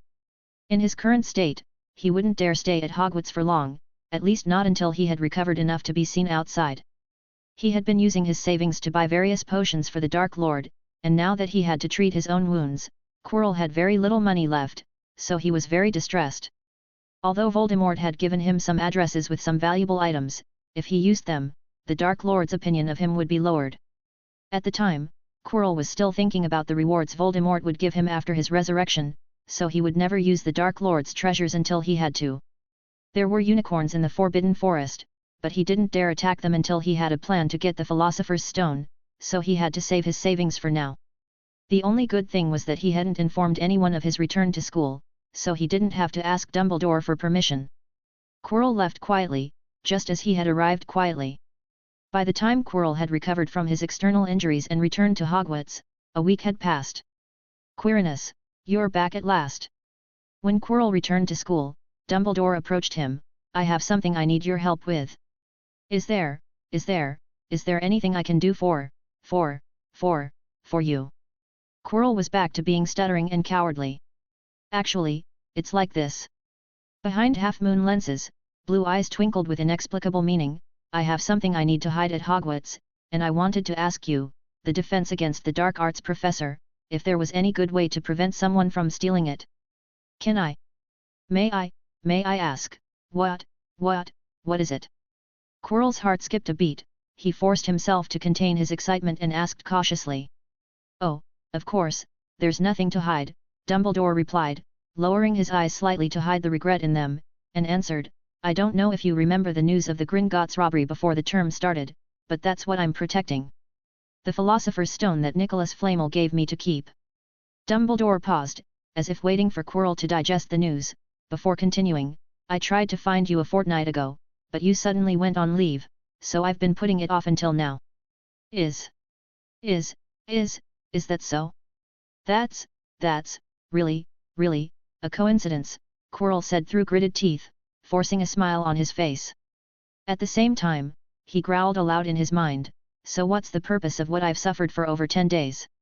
It's all right, Dumbledore said with a smile, not knowing exactly what Quirrell had been going through these past 2 weeks. The other professors have contributed, so the Philosopher's Stone is still safe for now. That's good. It's a treasure, it's something to look at. It took Quirrell a lot of effort to suppress his grief and anger, and he blurted it out, and then asked the most important question, where is the stone? Stone? Philosopher's Stone? What do I have to do? A treasure? Perhaps.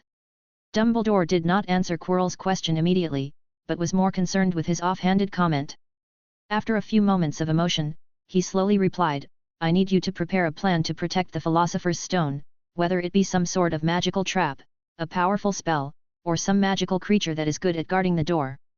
Anyway, as long as it keeps those pathetic guys who want the Philosopher's Stone away. Let me know when you're ready and I'll take you to the place. Humph. Voldemort sneered in Quirrell's mind at Dumbledore's statement. It's fine.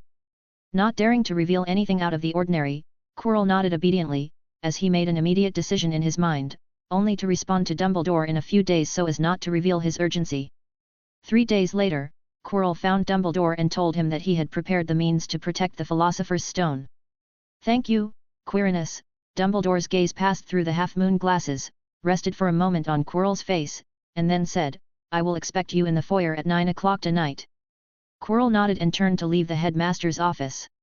As the day progressed, it was soon 9 o'clock in the evening, and the students who were still wandering around returned to their dormitories, while Filch strolled around the castle with Mrs. Norris. Quirrell left his office and made his way to the great dining hall on the first floor, having waited until after 9 o'clock to prove that he didn't care about the Philosopher's Stone. I'm sorry, I'm late, Quirrell, who was deliberately late, discovered that in addition to Dumbledore, there was also Rubeus Hagrid, the Hogwarts Ranger. Good afternoon, Hagrid. Although he wasn't sure why Hagrid was here, Quirrell greeted him anyway. Good evening, Professor Quirrell. Hagrid nodded cheerfully in response. Good evening, Quirinus, let's go. Greeted Dumbledore with a smile before leading the way upstairs. Hagrid and Quirrell hurried after him. Dumbledore and Hagrid were taller and walked with such a large stride that little Quirrell had to trot to keep up with them, but he was so eager to know exactly where the Philosopher's Stone was that he didn't complain. The three of them soon reached the end of the corridor to the right of the 4th floor, and Quirrell looked at the familiar wooden door with mixed feelings.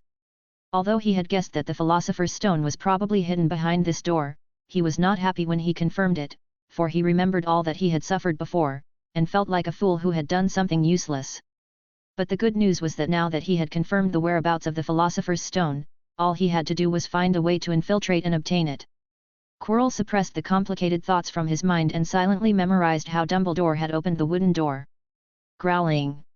As Dumbledore opened the wooden door and stepped inside, Fluffy's slow growl came from inside the room. "Hey! Fluffy! Good boy, it's me!" Hagrid rushed in through the door, calming the huge three-headed dog. Fluffy calmed down at the sight of Hagrid, calmed down and leaned close to him, licking and sniffing him. "Oh, hee, good boy, good boy." Hagrid congratulated him happily as he petted all three heads in turn, not caring about the licking and drool on his face. "This is the watchdog Hagrid helped prepare," Dumbledore said to Quirrell, who came in last. "As you can see, even if it's me, Fluffy won't stop at attacking me, he just recognizes Hagrid. And Fish." Hagrid, who was interacting with Fluffy, suddenly turned his head and said a name Quirrell hated. "Oh, yes, and Fish." Dumbledore smiled at the mention of Fish. "The boy's affinity is amazing, but Fluffy does a good job of surveillance. Fish has tried to get through the trapdoor a few times and has been stopped," Dumbledore added, pointing to the trapdoor at Fluffy's feet.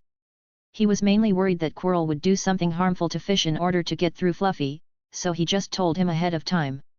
It's just that Dumbledore was too late to say this.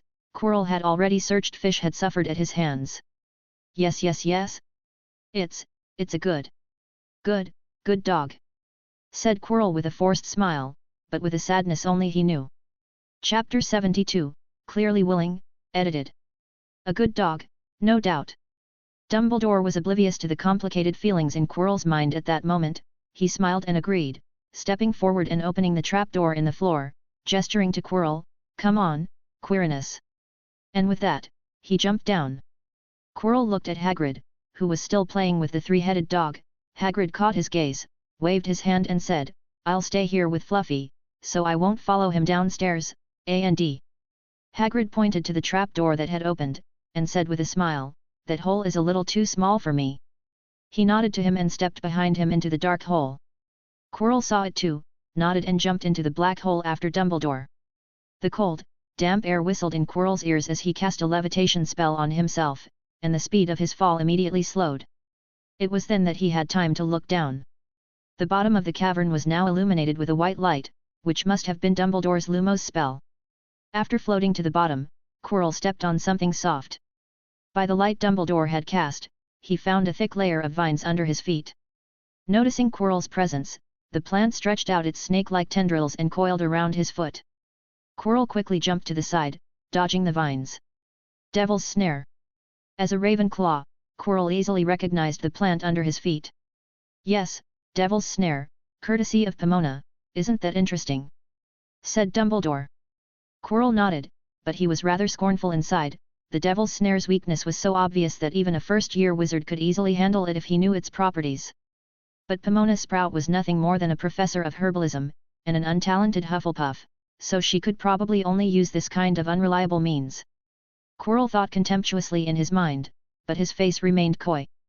The two continued on down a stone corridor until they came to a brightly lit room where numerous winged keys were flying. "This is the defense that Filius and Rolanda have built together." Dumbledore led Quirrell through the flying keys to a heavy wooden door, then gestured to the group of keys above, and a large silver key with sky blue wings dropped into Dumbledore's hand. Using the key in his hand to open the wooden door, Dumbledore led Quirrell into the next room. Quirrell frowned. He had just seen the presence of the flying broom in the corner. If Professor Sprout had prepared the Devil's Snare because he wasn't competent enough, these magical keys showed Professor Flitwick's skill, but why would they have a flying broom in the room? Just to show that Mrs. Hooch had contributed to this room? Puzzled, Quirrell followed Dumbledore through the wooden door and into the second room. As soon as they entered the room, the darkened room immediately lit up and a huge chessboard was revealed to the pair. "No matter how many times I see Minerva's Transfiguration, it's still so amazing." Dumbledore shook his head and turned to Quirrell. "Well? Quirinus, would you be interested in a game of chess?" No, the proportion of magic is more important. Also." Dumbledore nodded and said casually, then drew his wand and moved his lips so slightly that Quirrell couldn't hear what he was saying, but the black and white pieces on the board gave way immediately. Pushing through the center of the huge board, Dumbledore pushed open a second door leading to an empty room. "This room is in your hands, Quirinus, see how you want to set it up," Dumbledore said. Quirrell looked around, saw another door on the opposite wall and, after a moment of contemplation, stammered to Dumbledore, sorry for being abrupt." "Abrupt, the previous level, it seems." "Seems. A little game," Dumbledore said with a smile, and Quirrell nodded. "Yes, I actually instructed them to do that on purpose," Dumbledore explained, "mostly, in case Filch convinces Fluffy to sneak down one day, the previous levels are there to block his way, and from what Hagrid said, Fluffy is not without weaknesses, so, if any of the other students accidentally get in, there's enough to stop them." "Humph. That's exactly what Dumbledore would do." Voldemort's voice suddenly rang in Quirrell's head, and he sneered. "That hypocritical old thing." Quirrell, who had been wary of the place, was relieved to hear his master say that. He really didn't want to search for the location of the Philosopher's Stone again, God only knew what else he would come across. "The only real protection against thieves is Fluffy, Severus and myself," Dumbledore smiled, "and of course, you, the defense against the dark arts professor. I'm sure you won't let me down, Quirinus." For, of course, leave it to me," Professor Quirrell quickly patted his chest and replied, though he didn't know what level Snape and Dumbledore had prepared, Quirrell wasn't too worried. After all, with the greatest Dark Lord in history behind his head, no magical trap, whatever it might be, could stop his master. Completely bewitched, Quirrell was so confident in Voldemort that he seemed to have forgotten that a week ago he had been defeated by an 11-year-old animagus. "So, what are you preparing for this level?" Dumbledore's voice woke Quirrell. He pushed himself back against the door, making room for Quirrell. "Hurry up and get it ready, and let's get out of here. I'm still trying to get a good bath before I go to sleep." "Yeah, okay." Quirrell pulled a small vial about a foot long from his robes and poured a small figure out of it, followed by an amplification spell after Quirrell pulled out his wand and pointed it at the small figure. "Augurium amplificationis." The little man instantly expanded into a figure larger than Hagrid, but he was unconscious and lay motionless on the ground since Quirrell had pulled him out of the jar. "Oh, troll," Dumbledore reached up to cover his crooked nose and said hoarsely. As Quirrell returned the troll to its original size, a sickening stench spread, far worse than the smell of Quirrell's own outstretched hand. Yes, in my class. Class, I use trolls, and I just, have to, Quirrell explained stuttering and left the room with Dumbledore. After closing the door to keep the troll stench inside, the two went back the way they had come. But as they were about to go back up through the trapdoor, they ran into a small problem. The trapdoor had closed at some point, and Dumbledore tried to push it twice, but it wouldn't budge. "Hagrid, are you up there?" Dumbledore called up to the trapdoor and asked aloud. Then Quirrell heard a voice from above that he hated with a passion. "Even a bad old man can fall, why can't I?" Chapter 73, You're just trying to make things difficult for me. Edited.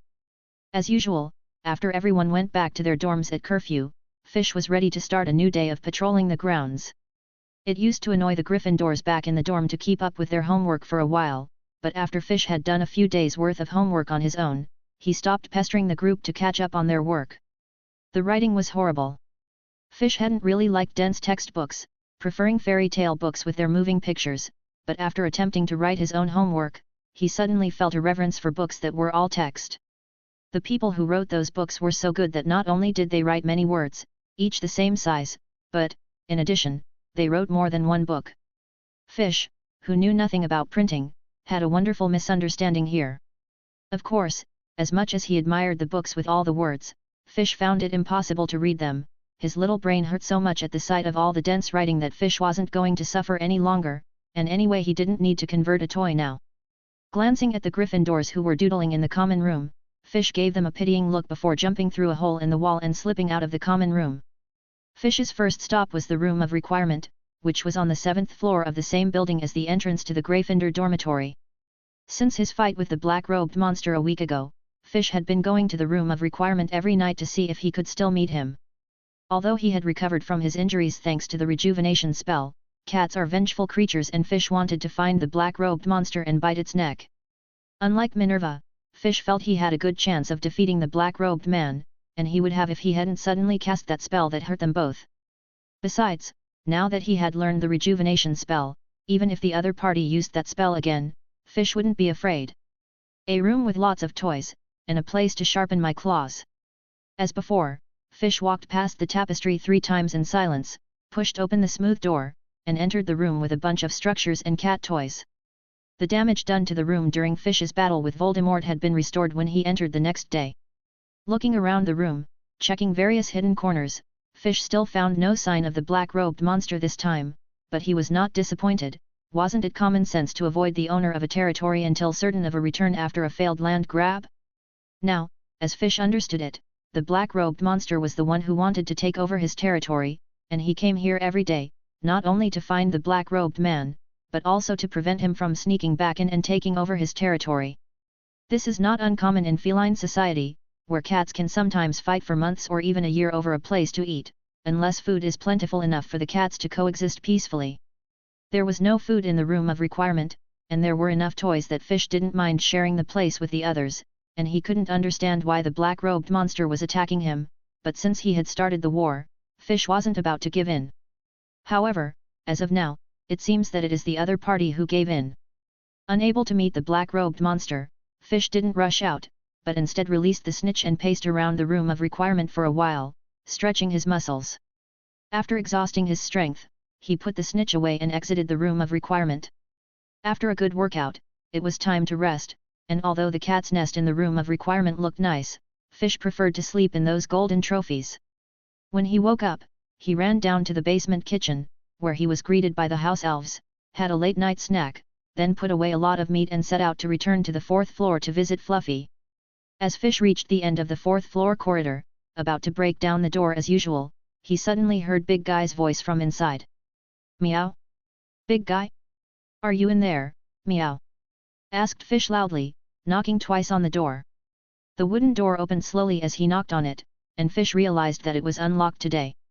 Without hesitation, he walked in and saw the Big Guy standing with Fluffy, and the trap door, which Fluffy had refused to let in, was now wide open. Fish, what are you doing here? Said Hagrid. Wow! ×3. Hagrid greeted Fish with a smile, and all 3 of Fluffy's heads popped up at the same time. However, Fish paid no attention to these 2 guys, and leaped forward, changing into a cat form in midair and pouncing on the trapdoor. Wait! You can't go down there! Shouted Hagrid at Fish, approaching him and trying to stop him. But Hagrid's movements were too clumsy compared to Fish's agility, and he couldn't even touch a hair on the cat's head as he watched Fish dart toward the hole under the trapdoor. Whoa! At the critical moment, Fluffy was still reliable, raising his big paws, blocking Fish and closing the trapdoor again with his paws, and then sitting on top of the trapdoor, not giving Fish a chance. Meow! Fish was so angry that he bit and scratched Fluffy's paws. Fluffy didn't fight back, he just lay there on the trapdoor and let Fish attack, but he wasn't going to move away anyway. Come on Fish, don't give Fluffy a hard time, Hagrid said, lifting Fish up. His job is to guard the trapdoor, and it's not much fun down here, so how about we play catch with the ball? With that, Hagrid pulled a rag ball out of his pocket and waved it in front of Fish, who had a look of disgust on his kittenish face. The rag ball was covered in teeth marks and the stench of Fluffy's saliva, and Fish had no interest in pouncing on such a ball. Shifting to his human form, Fish expertly climbed onto Hagrid's shoulder and sat down, pulling his Snitch out of his pocket. Fish got a better one, meow. Phi Omega Phi? Oh, well. Hagrid looked at the glinting Snitch in Fish's hand, then at his own tattered ball, and put it away in embarrassment.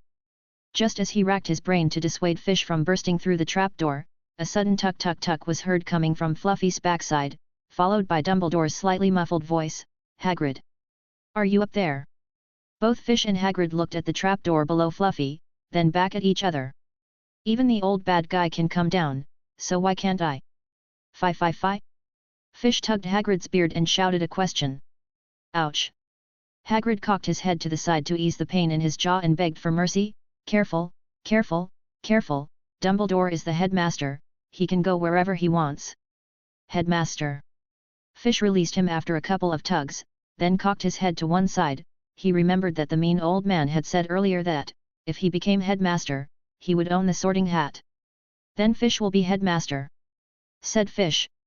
Ha ha ha, if little Fish wants to be headmaster, you'll have to wait until you graduate. By this time, Dumbledore had emerged from under the trapdoor and had heard Fish's speech, so he stepped in smiling. Meow, is that so much trouble? Then I won't. Fish was familiar with the concept of graduation. Minerva had said that after 7 years at Hogwarts, he would graduate, and the idea of having to wait that long to become headmaster immediately disinterested Fish. Suddenly, with a couple of twitches of his little nose, Fish looked at Professor Quirrell, who had climbed up behind Dumbledore, and said with a slightly puzzled expression, "Stinky Professor seems to have gotten even stinkier, meow, and the mean old man stinks a bit too. But that's not important, what's important is the stinky teacher is down too. He's not the principal either. You guys are just trying to make things difficult for me." Fi. Chapter 74, Minerva's defeat was just around the corner, edited. After realizing that the big man was making things difficult for him, Fish began his struggle without saying a word. Before that, Fish didn't really care whether or not he went through the trap door. Just like normal kittens always like to look through the space under a door into a closed room, they are just curious what the inside looks like and mark it with a scent to make it their territory. If they are allowed inside and there is nothing interesting inside, the cats will soon lose interest. This was the case with Fish, who wanted to go inside when he saw the trap door, and didn't care if he didn't make it. But now it's different. These bad guys were deliberately keeping him out, while others were allowed in, and that was outrageous. Fish stomped over Hagrid's body, spun around and landed in front of Fluffy in the form of a tiger-spotted cat. Soft stone spell. Fish, in his tabby form, hit the ground with his paws, and the stones on the ground softened, and Fluffy's huge body sank in seconds. After catching Fluffy, Fish waved his forepaws and ran towards the trap door. "I can't let you go down there, Fish." With a grin on his face, Dumbledore didn't even pull out his wand, he just waved his fingers and a dozen human-sized clay puppets crawled up from the ground, all of them moving nimbly to surround and stop Fish. Meow. Another annoying transfiguration spell. Fish swiped his claws at some of the clay puppets before returning to his human form and pulling out his wand. "I know transfiguration too, meow." While he couldn't turn a dead one into a living one, he could turn a living one into a dead one, and he waved his wand at the clay puppets Dumbledore had created. The bouncing clay dolls instantly turned into balls of wool. Great transfiguration! Dumbledore's eyes lit up with admiration, but his hands showed no mercy, turning the balls of wool into a bunch of guinea pigs, while reminding him, "Why don't you try turning these guinea pigs into other animals?" Fish could also turn living things into living things, but only if they were living things. The guinea pigs were turned back into living fish by Fish's transfiguration, bouncing on the ground. A smirk crossed Dumbledore's face and, with a slight flick of his fingers, the fish bouncing on the ground were transformed into turtles, and, of course, soon transformed into something else by Fish. The two sides went back and forth a few times, and after Dumbledore once again turned them into turtles, and shortly after Fish turned them into pigeons, Dumbledore took the initiative to stop. "Didn't you just achieve your goal?" Dumbledore said to Fish with a smile and a wink of his blue eyes. Meow. Fish looked at him in confusion, wondering what on earth the mean old man was talking about. "Those turtles just now were made of stone," Dumbledore explained. "Congratulations, you've managed to master a higher level of transfiguration." Dumbledore waved his fingers as he said this, turning the pigeons into lifeless chunks of stone, then nodded to Fish to try again. Meow. At this point, Fish didn't care about the trapdoor, but kept waving his wand at the stones on the ground, making them switch back and forth between dead creatures and the living ones. Meow, ha ha ha. Fish is really the best. After confirming that he had indeed mastered the ability to turn dead things into living things, Fish folded his arms and laughed. Minerva's defeat was just around the corner. In the end, Fish couldn't figure out what was behind the trapdoor. But that didn't matter, because he finally had the means to defeat Minerva. Besides, Hagrid had promised to take him to the Forbidden Forest at the end of the week to dissuade him from going through the trapdoor. So Fish soon stopped bothering him, apparently more attracted to the Forbidden Forest than to an inexplicable subway cave. In fact, Fish tried to sneak into the Forbidden Forest, but at first the mean old man kept a close eye on him and he couldn't even get into the owl hut, let alone the Forbidden Forest. Then there were opportunities, but there were so many interesting things in Hogwarts Castle that Fish got distracted by other things and forgot about them for a while. The same was true of the Black Lake, where, for various reasons, Fish had never been able to go fishing. It wasn't until Hagrid mentioned it now that Fish's interest in the Forbidden Forest was rekindled. And this time, for some reason, the mean old man wasn't stopping him. Dumbledore was now comfortable with Fish, was already grooming him as his successor, and naturally wanted him to encounter more things and show off more of his skills. The only problem was how to convince the cat's mother, Minerva, to let him go play in the Forbidden Forest. Why? If Fish had gone mad in the Forbidden Forest, how could he obediently bring him back? So Dumbledore started making a deal with Fish in advance. You can only go to the Forbidden Forest when Hagrid is with you, you can't play too long, you have to keep coming to your daily classes on time, and you have to be back at the castle before curfew or Minerva will never let you go to the Forbidden Forest again. Dumbledore's scolding went in one ear and out the other. How would Minerva know? It's been a long time since Minerva caught me. Like last week, when he got in a fight with that black-robed monster and Fish didn't tell anyone. Plus, now Fish can summon little critters to help in a fight too. There was nothing to be afraid of anymore. Fish thought smugly in his mind. While Dumbledore and Hagrid were busy cajoling Fish, behind them stood Quirrell with his head down and a mischievous glint in his eye. If Fish entered the Forbidden Forest, it would be the perfect time for revenge, and now that he had the exact location of the Philosopher's Stone, he didn't need to show any mercy, he could simply kill the bloody boy with the killing curse. Meow. Fish felt another shiver and turned his head from side to side, looking around. What's wrong, Fish? Hagrid, who was carrying Fish on his shoulders, was startled by his movement and asked. It's nothing, maybe I felt bad. Having already guessed that the latest unexplained shivering was probably related to the black-robed monster, Fish said perfunctorily, while putting an excited look on his face. He had been waiting for the black-robed man to return so he could have a good fight. If you don't need me, I will go back to my office. Quirrell, who also sensed that Fish's sixth sense was keen, was quick to suppress the malice that had sprung to his mind and bid Dumbledore farewell. You've had a hard day, Quirinus, and I wish you good dreams tonight. Dumbledore smiled and nodded to Quirrell, meaningfully. When Professor Quirrell left, Fish immediately let out a long sigh of relief. Stinky bloke's finally gone, meow. He was choking me. He rubbed his nose and asked Dumbledore, bad old man, can't you think of a way to make the stinky guy take a bath? Oh yeah, red-headed number 2 said he was hiding garlic in his turban. Fish said, suddenly lowering his head with a slightly puzzled look, but, the stinky guy's smell doesn't smell the same as garlic, meow. You're giving me a hard time. Dumbledore laughed and rubbed Fish's head before Fish twisted his head and bit his hand. With a grimace, Dumbledore withdrew his hand and continued meaningfully, this is Professor Quirrell's choice, I cannot interfere with his personal will. It was clear that Fish could not have understood the emotions in Dumbledore's words, and his mind had drifted elsewhere before Dumbledore said more. Come on, Fluffy, I've got something good to eat. Fish ignored Dumbledore and pulled a pile of food out of the magical bag the mean old man had given him and placed it in front of Fluffy. Dumbledore was silent for a moment, pulling out a magic bag as well, taking a box of snacks out of it, and shyly approaching with his coy face. Fish, I've got a bunch of cockroach cones, care to join me?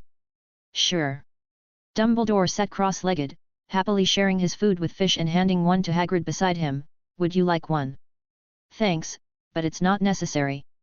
Hagrid shook his head, hesitantly, then picked up a salami and popped it in his mouth. I'll eat them with Fluffy. He doesn't know how to enjoy life. Dumbledore shook his head regretfully, very disappointed in Hagrid, and then turned his head back to little Fish, who was chewing the pile of cockroaches to a pulp. Indeed, this child was born to do great things. I must find a way to get him interested in being headmaster. Dumbledore was becoming more and more convinced that Fish was the perfect successor for him. Chapter 75, A World Where Only Twins Are the Target, edited. Impossible. Inside the Transfiguration teacher's office, the owner of the office, Minerva McGonagall, was furious.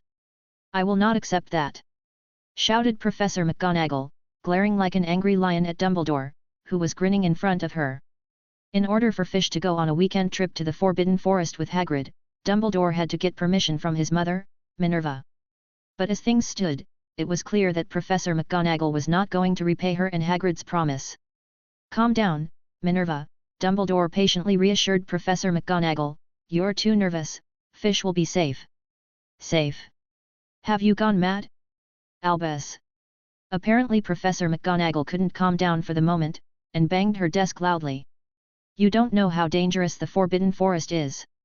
And you don't know how special Fish's affinity is." Dumbledore put his hands to his chest and clasped them twice in front of him.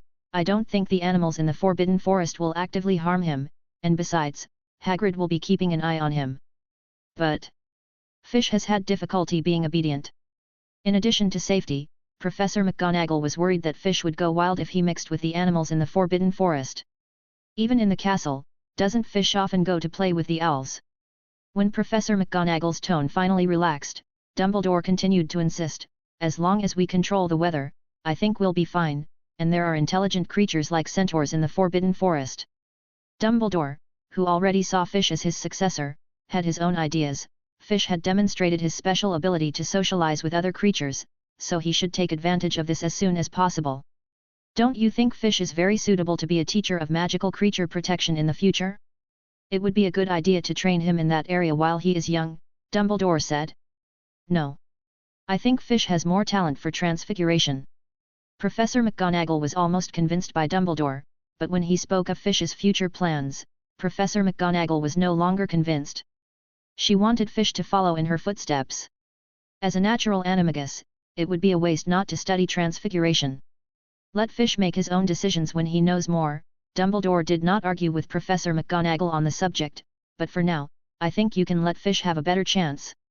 Seeing that Professor McGonagall looked thoughtful, Dumbledore took advantage of the situation and said, "Fish is a very special boy and we can't teach him in the usual way." Professor McGonagall lowered her head and thought silently for a long moment before nodding. "Fine, but you must make Hagrid promise not to put Fish in contact with the more dangerous creatures." After a pause, she added, "Only those below the level of XXX in the magic section category."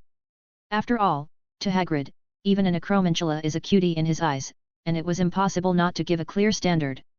"Yes, I'll tell him your words." Dumbledore was slightly relieved that he had finally convinced Professor McGonagall. If Professor McGonagall hadn't agreed, he would have had to appease Fish with something else first, like the Mirror of Eris that was meant for Harry Potter, the Savior. On Saturday morning, the young wizards of Hogwarts were surprised to find that Fish, the lazy cat, had not stayed in bed this weekend and had sat down at the great dining room table first thing in the morning to gorge himself on breakfast. Only this morning, instead of sitting at the long Gryffindor table, Fish sat with Professor McGonagall again. The two didn't have the same bonding session as last time, with Fish quickly stirring the food on his plate as Professor McGonagall murmured something to her. I know, you're so nosy, Minerva, fie." With food in his mouth, Fish mumbled something incoherent, as to what Professor McGonagall had just explained. "I don't know about that sort of thing. I'm full, meow. Fie." Before he could swallow the food in his mouth, Fish threw the fork in his hand and ran away. But he was dragged away by Professor McGonagall. "No hurry." Professor McGonagall slipped her arm under Fish's armpit, scooped him up in her arms, pulled a handkerchief with copious cat paw prints from her coat pocket, and firmly wiped Fish's oily mouth before releasing him and patting his bottom. "Now, get back before dinner."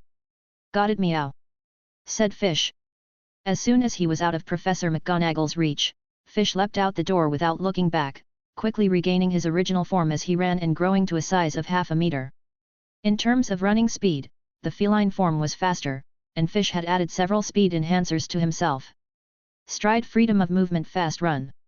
All the young mages felt was a flash of light before their eyes, and Fish disappeared in front of them. "Hey, where's Fish going?" The Gryffindor wizards immediately approached Ron, who was in the same dormitory as Fish, and asked him curiously. "I heard from Fish that Hagrid is taking him to the Forbidden Forest." Ron took a bite of his potato and replied indignantly, "Harry and I wanted to join in, but Hagrid wouldn't let us." "Of course you did, the Forbidden Forest is no place to go, Hagrid was right not to let you go, and don't even think about sneaking into the Forbidden Forest." Fred flinched as if remembering something, and patted his brother on the head in a rare moment of seriousness. "I mean, Fish's situation is special, so the teachers will let him in." George, on the other side, sighed, again overcome with envy at the natural animagus status, but still, he still needs Hagrid to keep an eye on him. You must know how dangerous the Forbidden Forest is, right? Red-headed No 4. The twins' unusually serious nature made the Gryffindor audience feel a little unreal, and for a moment the long table fell silent. It was Percy, the prefect, who was the first to react, shouting at the twins, "Have you two been skulking around the Forbidden Forest? I'm going to tell Mum." "Oh, Merlin's bloody mustache." Fred twisted the corners of his lips. "That was 2 years ago, so get over it. Number 1, Charlie's already told us off severely. As probably the most active mischievous pair at Hogwarts in the last 10 years, with the exception of Fish, the twins naturally didn't miss out on the fun of exploring the Forbidden Forest. They had already tried to sneak into it in their first year. They were chased by the animals in the Forbidden Forest and managed to escape with the help of the centaurs. Even Hagrid didn't know about it, and they only told their second brother, Charlie, who was still at school at the time. 2 years ago. Wasn't that when you started school?" Percy, who had just heard the news, was so frightened that his lips had lost their color and he looked like he was going to faint at any moment. The others, especially the new Gryffindors, were once again reminded of how anarchic the Weasley twins were in their daily lives. "So, even without Fish, with George and Fred, we don't really have a chance of winning the House Cup, do we?" Gryffindor's Parvati Patil suddenly changed the topic of conversation and started blaming the twins for whatever Fish did.